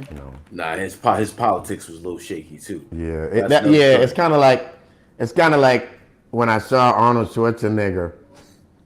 He was running for governor of California, and he was at the Republican National Convention, and he was giving a speech, and he had no idea, because he's not from this country, that mentioning Richard Nixon is taboo.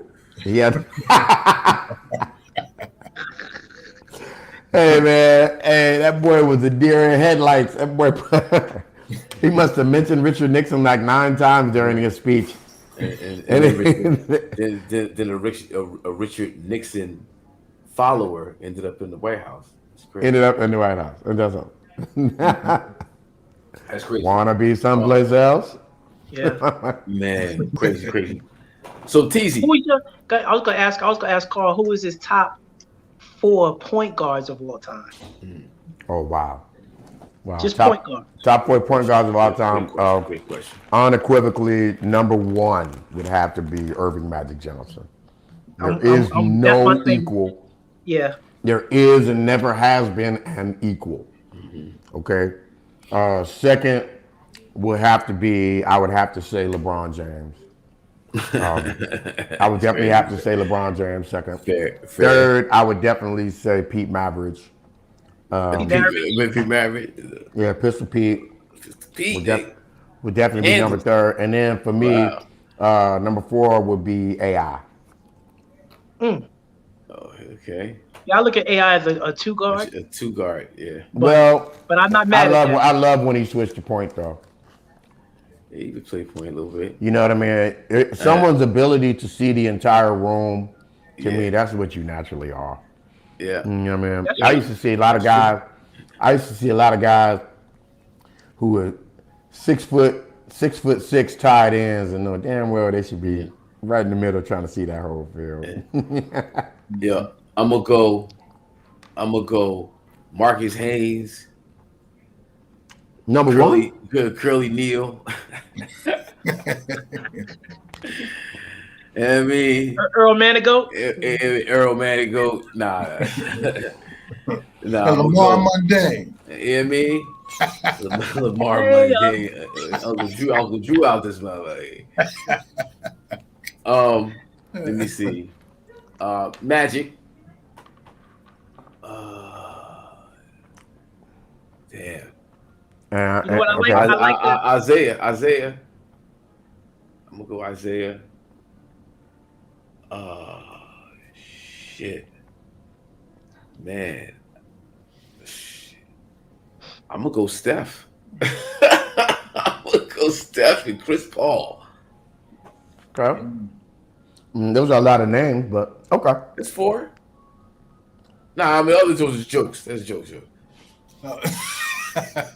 Magic, Zeke, Steph, Chris Paul. Okay. All right. Even though Steph is, I guess, really a 2.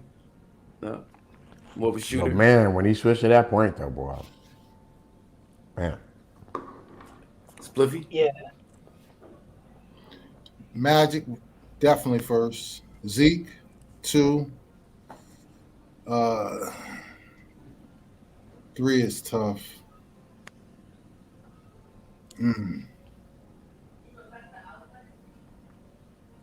Stockton. Oh, wow. And then Jay 4. Stockton. Mark Price out this month. 4 is it's Chris Paul. What? Chris Paul. Not Smush Parker? What? No, I'm playing. Great. Oh man, I got the same. I got Magic and Zeke, and then Steph, and I kind of get a little. I kind of want to go J Kidd at that 4th spot. Yeah, I was J Kidd was top of mind, Yeah, definitely. that's why I like to go because of all those dudes. But I'm not gonna lie, I'm not mad at the LeBron pick as a point guard because LeBron is a general on the floor. Yeah, he is the point guard. He's point forward. I'm not mad at that. Yeah, definitely. I like that. Yeah, and he always took his cues from the greatest point guard, Magic Johnson. So Yeah, he did. He did absolutely. Absolutely. He did. All right. He's always been more Magic than Michael anyway, but people still try to say he's Michael, but he's always been more Magic. right. Even on the scoring tip, Magic can put up. See, the thing I always laugh about when they call about Magic is like cats actually forgot that as a rookie, the best player on their team got hurt. He was in the finals against Dr. J and has put up 42, 16, and 7 in the finals. Like who has done that as a rookie? Nobody. Like there's not one person on the list. The list is that short. He was 20 years old or 19. Nobody does that. How old was he? 19 or 20. There's straight out of Michigan. I mean, no one does that. Yeah. Yeah. You ain't lying. That's amazing. That's not normal. That is not normal. So TZ, we're gonna run down the standings, right? And just talk about certain teams that are doing their thing or not doing their thing. Highlight players, what they're doing. Yeah, let's talk about. So let me changing of just that whole swing the Brooklyn Nets just went through. Getting Kyrie back, even for is he back? Road games, is still a different. It makes the Brooklyn Nets a different conversation. Is he really back though? Well, yeah, he cleared protocols today, but yeah, him and KG. Him and KD went into protocol together. So I don't know where they are with that. I just know it was 5 days. I don't know. Aldridge, KD, Kyrie, all of them cleared today, but Kyrie's gonna be out for conditioning. They said so. Absolutely, they're looking at him like his muscles are mush, and that's crazy. But it definitely changes the conversation in the Eastern Conference. It's still gonna be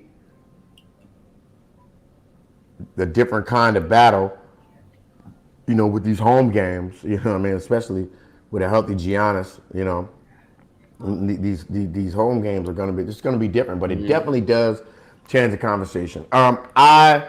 We talked about, we joked around before about, me seeing the meme talking about the Lakers are one player away, but I want to talk about a team who really is one player away, and that is my Chicago Bulls. Chicago Bulls really are one player away from playing at a championship caliber. I just tuned in, when I saw who was that the Bulls were playing the other night, and of course Zoe was in protocol. Who was that? Ball. But I came. Lonzo Ball. Say it again. Lonzo Ball. Yeah. But when I came and I watched the game, I saw the Bulls. The Hawks? Yeah, the Atlanta Hawks. Yeah. When I came in, I saw the Hawks jogging, and I saw the Bulls running as fast and hard as they possibly could. Like they was on speed. They won it. Yeah, they won it. But what I'm saying is, you know, in that type of environment, you know what I mean. And you got to be real with it. Alonzo Ball. You know, he's the one that fostered that environment. You know what I mean. He's Up got and them down. dudes. Yeah, got them dudes running like horses. You know what I'm saying. And he established that. And I just think that I've always felt like teams like Golden State that never allow the other team to get set back on defense, you know, they always give themselves the best chances. You know what I'm saying? They always The give more themselves. possession, the more chances you have. Absolutely. They always give themselves the most chances. So I really do believe that the Chicago Bulls really are that one move away. Well, me, you know, are they one move away or are they ready? I don't think that they're ready right now. That's just my personal opinion. I don't think that they're ready right now. I think that they're going to have to do something at that Kobe White position. They're going to have to do something. He's going to have to make a decision. You know, are you going to buy into this 6-man role? I personally would Move him. just completely go for new energy. Yeah. He thinks he's better than he really is. He was like that in North Carolina. He like a woman that somebody done really told her she fine. You fine, girl. You fine. And then she go around acting like she finer than she really is. That's him. He was like that in college. I didn't like his energy in college. Hey, that's Russell Westbrook as well. Somebody done told him for 44 million. That's him too. But I really do believe that the Chicago Bulls aren't ready just yet, Hawk. I think that they, you know, have some. I think that they have some gestation left. You know, a period of their gestation. I think that they have some of that left. And you know, like I said, I think that they're an off-season move or a trade deadline move away from being able to really elevate what Zach LaVine can do. One thing that I don't appreciate about the Chicago Bulls is that I don't appreciate right now that everyone on the team has to buy into Zach LaVine being the number one scorer, the number one choice. If everybody doesn't buy into that, then what you got is you got a two-headed monster, which is not what they need. Every big three has a leader. There's always a head to the triangle. So are you talking about DeRozan? Do you think there's I'm talking about DeRozan exactly. So you think okay, I wasn't going to say his name, but you said it. DeMar DeRozan don't understand that he ain't the number one scorer on that team. Period.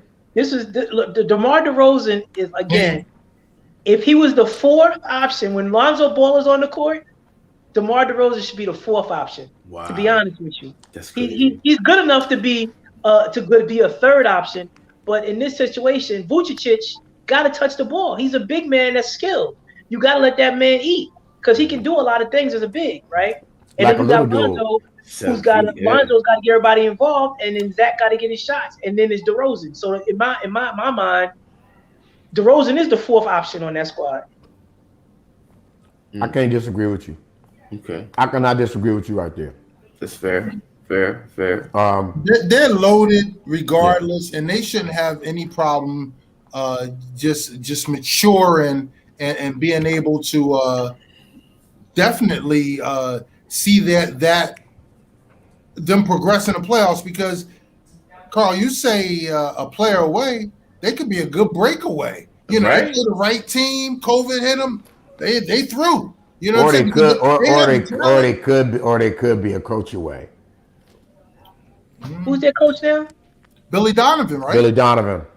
Oh, yeah. They might be a coach away. Well, yeah, we're not really big on Billy Donovan over here.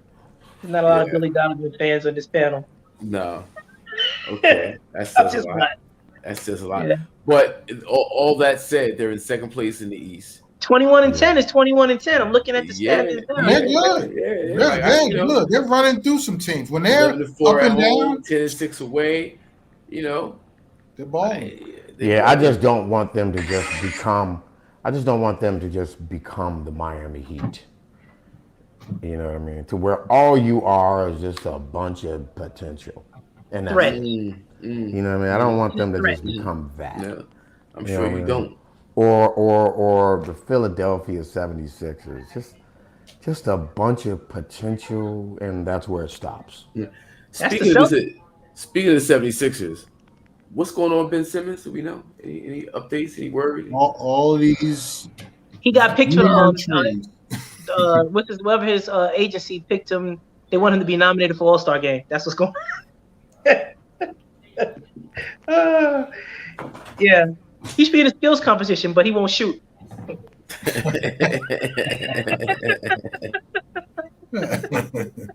He can throw that ball through that little circle, though. He be like, "That's it. I'm not doing nothing else."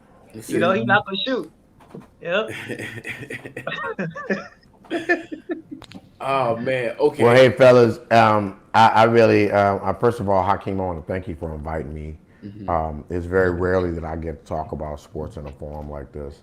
I'm a big fan of IZM Sports. You know, I watch. So then why you You hopping know, off? man, I watch all the time. You know what I'm saying?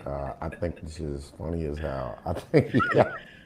And I also, you know, I like the fact that I like the fact that you know I like the fact that I can come on this show and get my personal shit off, my personal views. You know what I mean? Oh yeah. So I appreciate that. You know, anytime you guys want to invite me back, just let me know.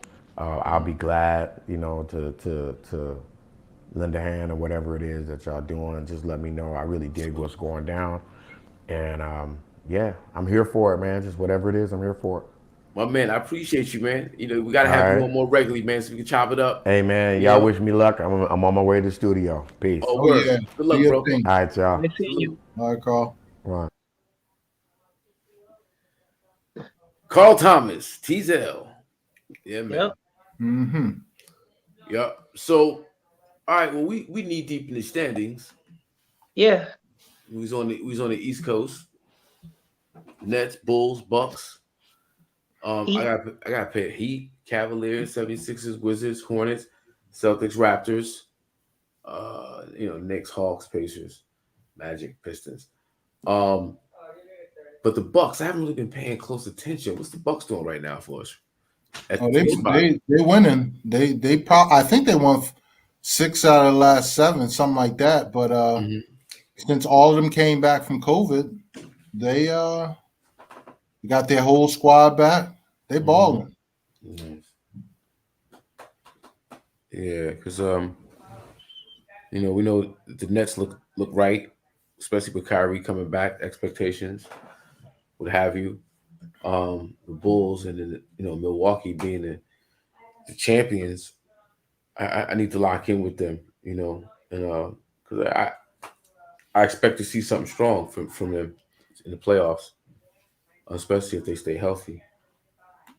But anyway, The Lakers are losing to the Rockets. That's to let you know that. They'll come back. What quarter? Actually, they were down. It was 46-47. Now 55-52. Second quarter. Yeah, they've what, on a 4-game losing streak, the Lakers? They'll win tonight. They just have to, you know, start winning and develop some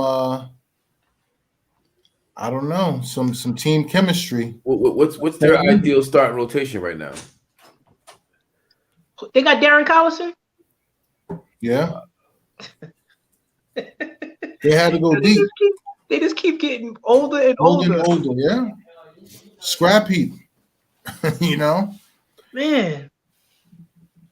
And I think it's about the guys I think LeBron think he can trust, you know? They got Stanley Johnson on it, Lakers. Yeah. They just signed him to a 10-day contract 3 days ago. He actually came out and balled the other night, though. I'm saying, where's everybody at? What's going on? COVID? A lot of COVID, yeah. I think they got hit with like 4 or 6 players. When was it, on Saturday?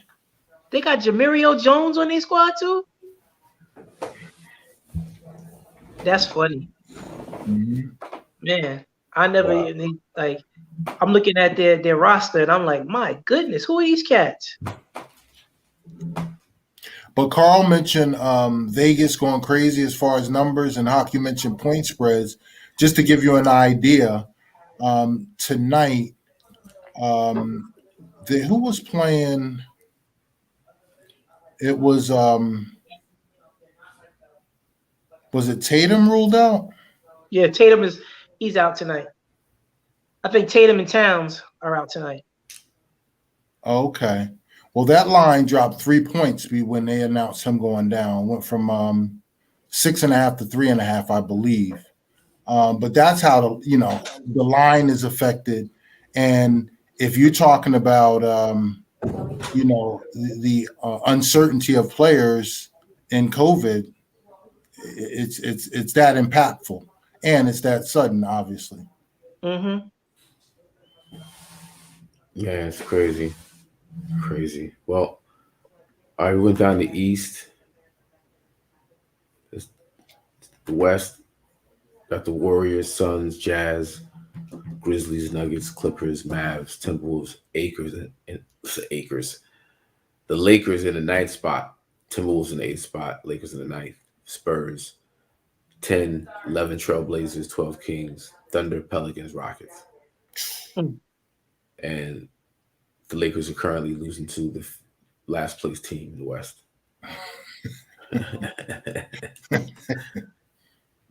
Can't make this stuff up. Yeah, but the teams on their heels are, they playing better. So, the Lakers not only got a deep hole to climb out of, they still got, they got teams on their heels. When I look heels, at they're on their heads. They're on their head. When I look at the standings though, Trailblazers, Kings, Thunder, Pelicans, and Rockets, I don't really see anybody from 11 to 15 that's really going to push the Lakers. The Lakers going to be in that. They're going to be in that play. They're going to be anywhere between 7 to 10. Yeah, and can they really beat those teams in the 7 to 10 range? I mean, they could, but they could also lose. They struggled against the Mavericks, and Luka didn't play. Yeah. Mm-hmm.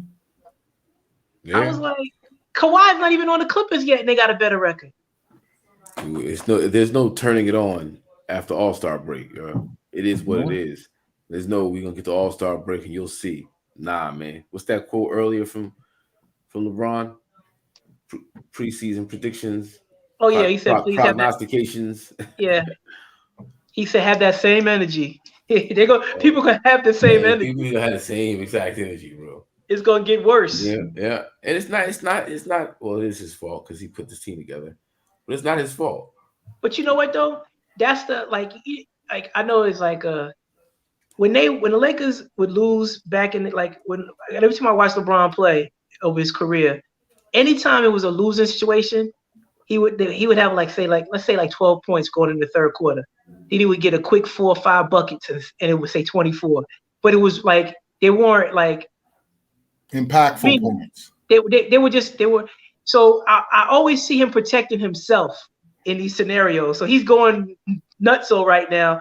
But LeBron playing like this is not good for the Lakers. He's gotta. You can't say what people can't do. You got to take the ball out of Russell's hands and maybe make passes to somebody else on the squad. I don't know what they got to do, but 36 a night is great because of his age. But it's not like he does his assists. All right, what is he averaging assist wise game? 7 is like averaging 7 assists.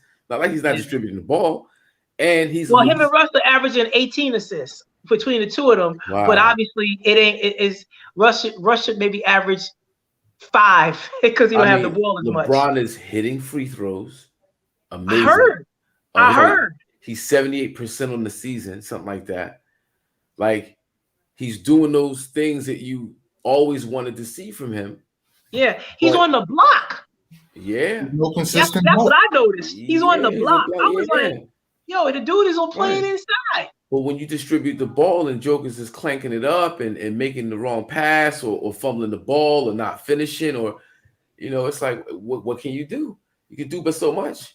I think I still personally feel, and it's not a LeBron knock, it's the team and more of a Frank Vogel knock. basketball, if you don't play defense, There it offense is. don't work either. It don't work And either. what Yeah, happens on thank you. offense, people don't want to play with each other when people are copping out on defense. That's right. You're right. And so Yeah. even if, like, I'm not saying LeBron is one of these people, but Westbrook takes gambles, LeBron takes gambles, they take possessions off, and then their man gets points, and they point the finger at the other people. Yeah, you're right. And a lot of cats on those other people be like, yo, I don't want to play D. All these dudes want to do is shoot. Or they want to have the ball and they want me to play defense. Well, I'm not here to do that. Something to your point was very telling to me. I was very disappointed in my man LeBron James. Everybody knows I'm a LeBronite, but this right here was like 3-4 years ago when he came back off an injury, no doubt. But Kuzma had to push LeBron across the lane to play defense. I remember that. And that was just like, wow. Like you can't talk your way out of that. Like you took off. Like you told. I remember that. It was in I forget what the game was or who the opponent was, but it was at a time when it was a crucial point in the game, and he wasn't busting his ass. And it's like, it was a road game too. It's something to be said. It's something to be said for that. Now, and we've seen since then him win a championship and him be the driving force, the motivating factor, no doubt. And I think right now that's what we're seeing. It's just that the parts around him don't fit. But I think it's along with the defense. Offensively. I think it's offensively. I think he's doing it offensively, like. But defense is still. But defense as a squad, they are ass. When you're disjointed and don't play like that together, you can see there's holes in your defense. That's why they can't stop anybody. You know what I'm saying? They got doored by 28 in the last game at the Staples Center. Well, the last game as the Staples Center. By San Antonio doored them by 28 at home. San Antonio. Yeah. Come on, you can't get done by San Antonio like that. I mean, 138 to 110. Yeah. Well, now the Brooklyn game, although they lost, was they didn't get blown out. They Well, they could have won that game if somebody made a shot. I mean, my man was 4 for 20 from the floor. Yeah, but they were getting blown out and had to come back. The miracle comeback, though. Yeah, I mean, he came back. That's what I'm saying in terms of, once again, LeBron, what he scored like, he had 36. 36, but his fourth quarter numbers was crazy. I think he hit all his free throws. And Russ's mistimed dunk. That would have little finger roll would have gave him the lead. It's funny. Hockey highlighted all the things that he waited 19 years. He's like his free throws, his fourth quarter score. 19 years in. I mean, but at 36, 37, I mean, who's doing that at 36, 37? He balled at 36, 37. I get it, but I'm just laughing because it's like it's funny because LeBron fans really didn't want to. They never wanted to highlight those things, and now they bringing them up like all the I guess all the snides at him. They bringing up those things, and he's finally checking those boxes off. He's on the block. He's making his free throws. That's what y'all gonna say. No rings. They look horrible, man, and it hurts my heart. I didn't watch. This is the first Christmas I didn't watch a basketball game. I didn't watch any of them. Like I watched the football game, but I didn't even bother to turn on the Laker game. I was like, I'm not watching that. Crazy. Especially no AD, no Durant. I was like, it's not really going. And no Kyrie. I was like, James Harden against LeBron. That's a snoozer. Those two, for me. How's Harden been playing? Because I haven't been watching him either. Much better actually. He balled last night. Yeah, much better. Yeah, 39 last night. Okay. Yeah. See, I didn't attack him. I just asked how he was doing because I haven't been keeping up with the NBA. But it's not the playoffs yet. Like you said, with James Harden, it's all about what he does in the playoffs. We've seen it in the regular season. He the Matthew Stafford of the NBA. And that's Russell Westbrook. Well, that too. They can both be that. That's true. They can take that walk together. Because they get to the playoffs and be like, where, who, when, how? But Russell ain't waiting to the playoffs. Russell doing it 404 straight games with a turnover. He ain't waiting for the playoffs. He just doing it every game. I don't get it, bro. You don't see yourself in films. You don't like it's the same mistakes. Same ones. What is that? 5 straight seasons, every game with a turnover. Yeah. 5 straight seasons plus every game at least one with a turnover. Game.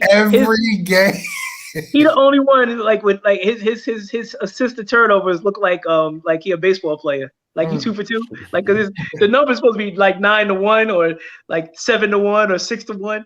Russ is like 3-5. It's like every come on, game. man. Wow. And I love my man Russ, but I can't do it. I gotta shake my head on this one. Yeah, I want to. I really when he was in OKC, the whole Kevin Durant controversy. Yeah. I wasn't really angry with Russ. I was kind of, salty at KD. I thought that he let the pressure and the media hype kind of move him out of OKC. But then when you watch what happened when he left, and then in Houston, and then with Washington, it's like, okay, he is who he is. I don't really, I guess I keep saying it. I don't like the Oklahoma City thing. I get it with the Paul George part. But the Houston thing, I just don't get because I just think I just don't think that's true in Houston. I think it's more true in Washington, but in Houston, I actually think James Harden, but it's still the leaving your feet and not knowing what you're gonna do with the ball. It's those types of mistakes he's always made. Those like he's so fast that I agree with the fast. Carl Anthony Towns described it perfectly. In Houston, though, I'm telling you, in the Houston series, he did not in the bubble. He was hurt in the bubble. He came back too early. He tore his groin and he had COVID. He wasn't doing that. He just couldn't show up because he didn't have a good playoff because of that. But it wasn't because of the mistakes. I think it's because he was out of shape and shouldn't have been playing in the postseason. Washington, I totally agree with you. And pre-Houston, I agree with you. I don't think that was a narrative, and I think James Harden is trying to look for a scapegoat. And when you're a player like James Harden, for me, it's kind of I struggle with him talking about somebody else when he hasn't done anything himself. That's the thing. Like I'll give it to everybody else. What about Carl Anthony Towns' comments on Russell Westbrook? I don't know. That sounds personal. And Carl Anthony Towns has been. He also got called out by Jimmy Butler for being a B-op, So yeah. He said he loved Russ. He can't front on his game. It's hard to get a triple double. That's so incredibly hard to do. However, he just plays. Yeah, he plays. He says he chases stats. He chases stats, but he's always energy. And sometimes you gotta wait for your team to catch up. He's about himself. He's going to get his. Yeah, I think that again, those type of comments when you talk about other players, it's kind of corny. Yeah, it is. I don't think you should talk about your peers. Your peers. Yeah, I mean us. We're doing this in a forum, right? Especially during. Yeah, but since he did. Yeah, it gives us something to talk about. But since he did, but is there legitimacy to it? And I tend to think there is. Like the way Russell Westbrook plays the game of basketball is one way, and it doesn't work. You have to fit into a team dynamic and know the people around you in their games and how to match it, especially at the point guard position. And you just see so many times, it's like crucial moments where he's going to the hole with nowhere to go. He's off his feet and he's like, "Oh, I'm stuck," and he throws the ball away. Yeah, the crazy part about his career is that his success early was a blessing and a curse. Because when they lost to the Miami Heat in the finals, he was the best player on the Oklahoma City Thunder in that series, including Kevin Durant. Because Durant didn't show up, and we all know that 1 week in Miami, in South Beach, James Harden, I don't know how many honeys he had probably running through his room, but he was a no-show for the whole damn series. James Harden was not even close to himself. LeBron won the MVP, and Wade was good. But then after that early success, the Golden State game, the Golden State series, it just his career went down when Kevin Durant left and said he couldn't win with Russell Westbrook, and that's when it all just kind of started to spiral. Pretty much. But I think you're right on the DC trip. I think you're right on the end of him and Paul George. They looked horrible in the postseason 2 years in a row against Portland, getting knocked out in the first round. Yeah. That was a bad look for both of them. Yeah. But Houston, I just don't. I watched the series and I remember him he was 27-7-7 that year, and he was hurt. So he went down on the fifth. How many turnovers? I don't know. We can look it up. But what I'm saying, I just like to be fair with the argument, not just jump let's pile on versus being fair with the argument about that year. That's all I'm saying. All right. So that particular year, okay, we'll throw that out, right? Well, we're saying no, but we're talking about him as in a conglomerate. Like it's Houston, it's Washington, Oklahoma City. It's the whole thing. And then what do you expect from him going into this year with the Lakers, and what do you expect for him to do? I expect him to do this. I didn't expect this, to be honest with you. I didn't expect this. Russ, like they say, he's too fast for his team most of the time. He needs to lead a youthful second unit on the Lakers. That's what he needs. That should be his role. But didn't I say that after the first game of the year? I said put Russ on the bench. Yeah, but it's got to be folks that's gonna run with him. A 2 and a 3 that's going to run with him and fill lanes, and we're going to attack the rim. You go spot up in the corner and you follow me to it's got to be that. It can't be everybody going to spot up at the 3 while he runs to the basket. Yeah, but everybody was talking. We talked about this earlier. Everybody was saying he won't do it, and I was saying that you could start him if you want, and then you pull him right away. He could be the first substitute out, right? If you don't want to crush his ego, start him. Let him play 4 to 5 minutes, pull him, and then bring him back with the second unit. Do that in both halves, and that way him and LeBron they're on the court. They're not on the court together because it'd be looking crazy. Because LeBron be shutting down too. When Russell Westbrook throw the ball into the fifth row, bro, LeBron is like, LeBron be like, oh, what is he doing? He trying to suck it up, but now you got 2 people out of position, right? Because you got the dude that threw the ball out of bounds, and other dude doing like this, and they got 3 players down there, so they can't be on the court together. It's like it is a clip. Russ going baseline, and we don't know if he's passed the ball or shoot the ball, but the ball is just up in the air. And you see LeBron to the basket. Like, yo. What he's doing? I keep thinking about B-Dot when I see Russ play. That dude that imitates people. Okay. You know B-Dot? Okay, I see. Yeah, I got to see Russell Westbrook. And he did Russell Westbrook, and it's exactly that. Now that I watch him, I'm like, yo, B-Dot got this dude. He's like, he just be yelling, throwing up crazy shots, and it just, you gotta pull that for your next one of your video clips. Hold on. We might pull it right now. We might pull it. B-Dot Russell Westbrook. Yeah. Oh man, it's hilarious. And you think it's a spoof, but now you watch it now, you be like, damn, he got Russell, like he got Westbrook to help out. Like it's crazy. You found it? Oh, wait. Bad through commercial. Hold on. I'm telling you, it's off the chains.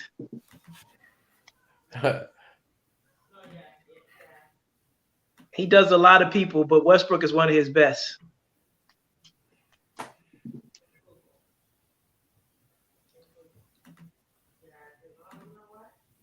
You can pull it up.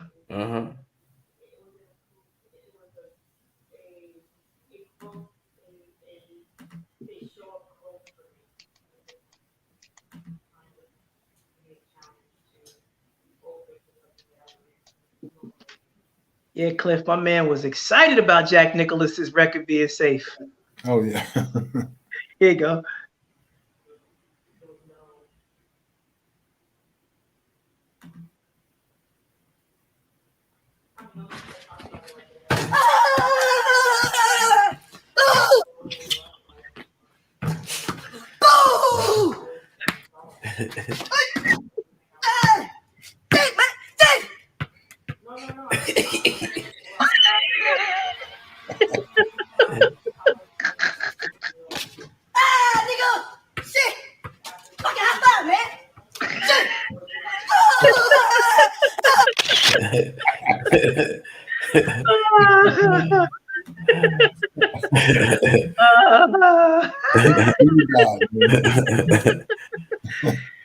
Yo, he will keep you entertained if you watch him do like Tim Duncan is off the hook. Kobe, James Harden, LeBron. He always be doing like this with LeBron. He always be pulling his shirt.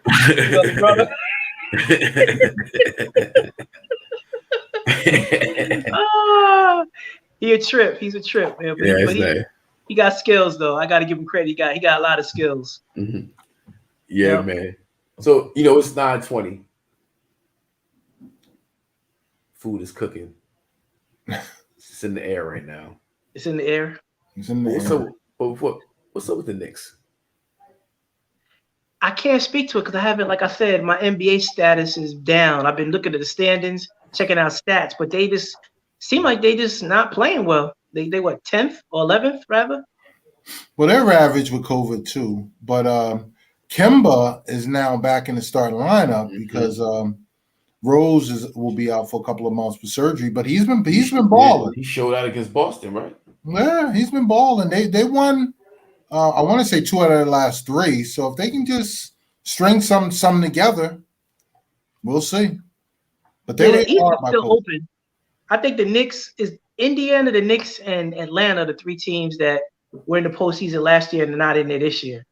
So we'll see what happens with those 3 teams. That's why I said I don't see nobody in the West getting past that threshold, but I see 3 teams in the East that could still got a shot.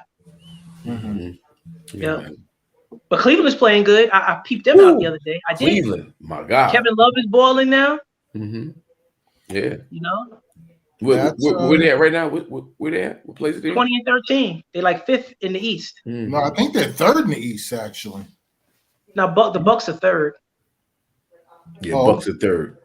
Who's the 4th? Bucks are 3rd. I'm gonna find out. Miami. Oh, okay. Yeah, maybe. Yeah. But Garland went into COVID protocols tonight for Cleveland. But Mobley is back from COVID protocols. So it's just like musical chairs. Oh, yeah. Yeah. Yes, it's a mess, man. All of this is a mess.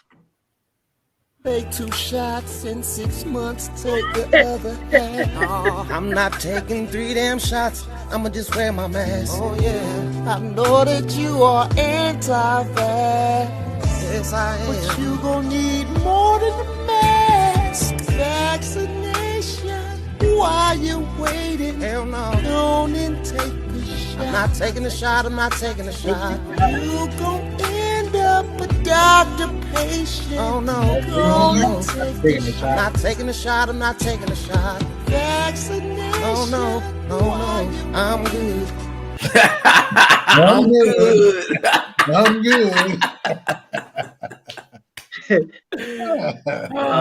That's funny. Good. That's funny. I gotta find that. I gotta send it to my unvaccinated brother. I'll send it to you on IG. I'll send it to you. Yeah, man. So man. Episode 48 was dope. Carl Thomas came through. Yeah. You know, KG ducked us on the Steelers' loss. 50 is gonna be the end of the football season. Yeah. Mm-hmm. Episode 50 will be the end of the football season. Wow, how'd that work out? That's crazy. Yeah. Man, that's dope. Let's see how that work out. Because Sunday will be the last day, the Sunday, and then Tuesday we can talk about it. Mm-hmm. That's nice how we do it. Yeah. All right. So we closing out. Big shout out to everybody that tuned in. La Bangs, JT, Tara, Stephanie, everybody who checked in, Ronnie, Nicole, peace, peace, peace. Peace, peace. Yeah, this is IZM Sports. We out. Peace. Peace. Peace.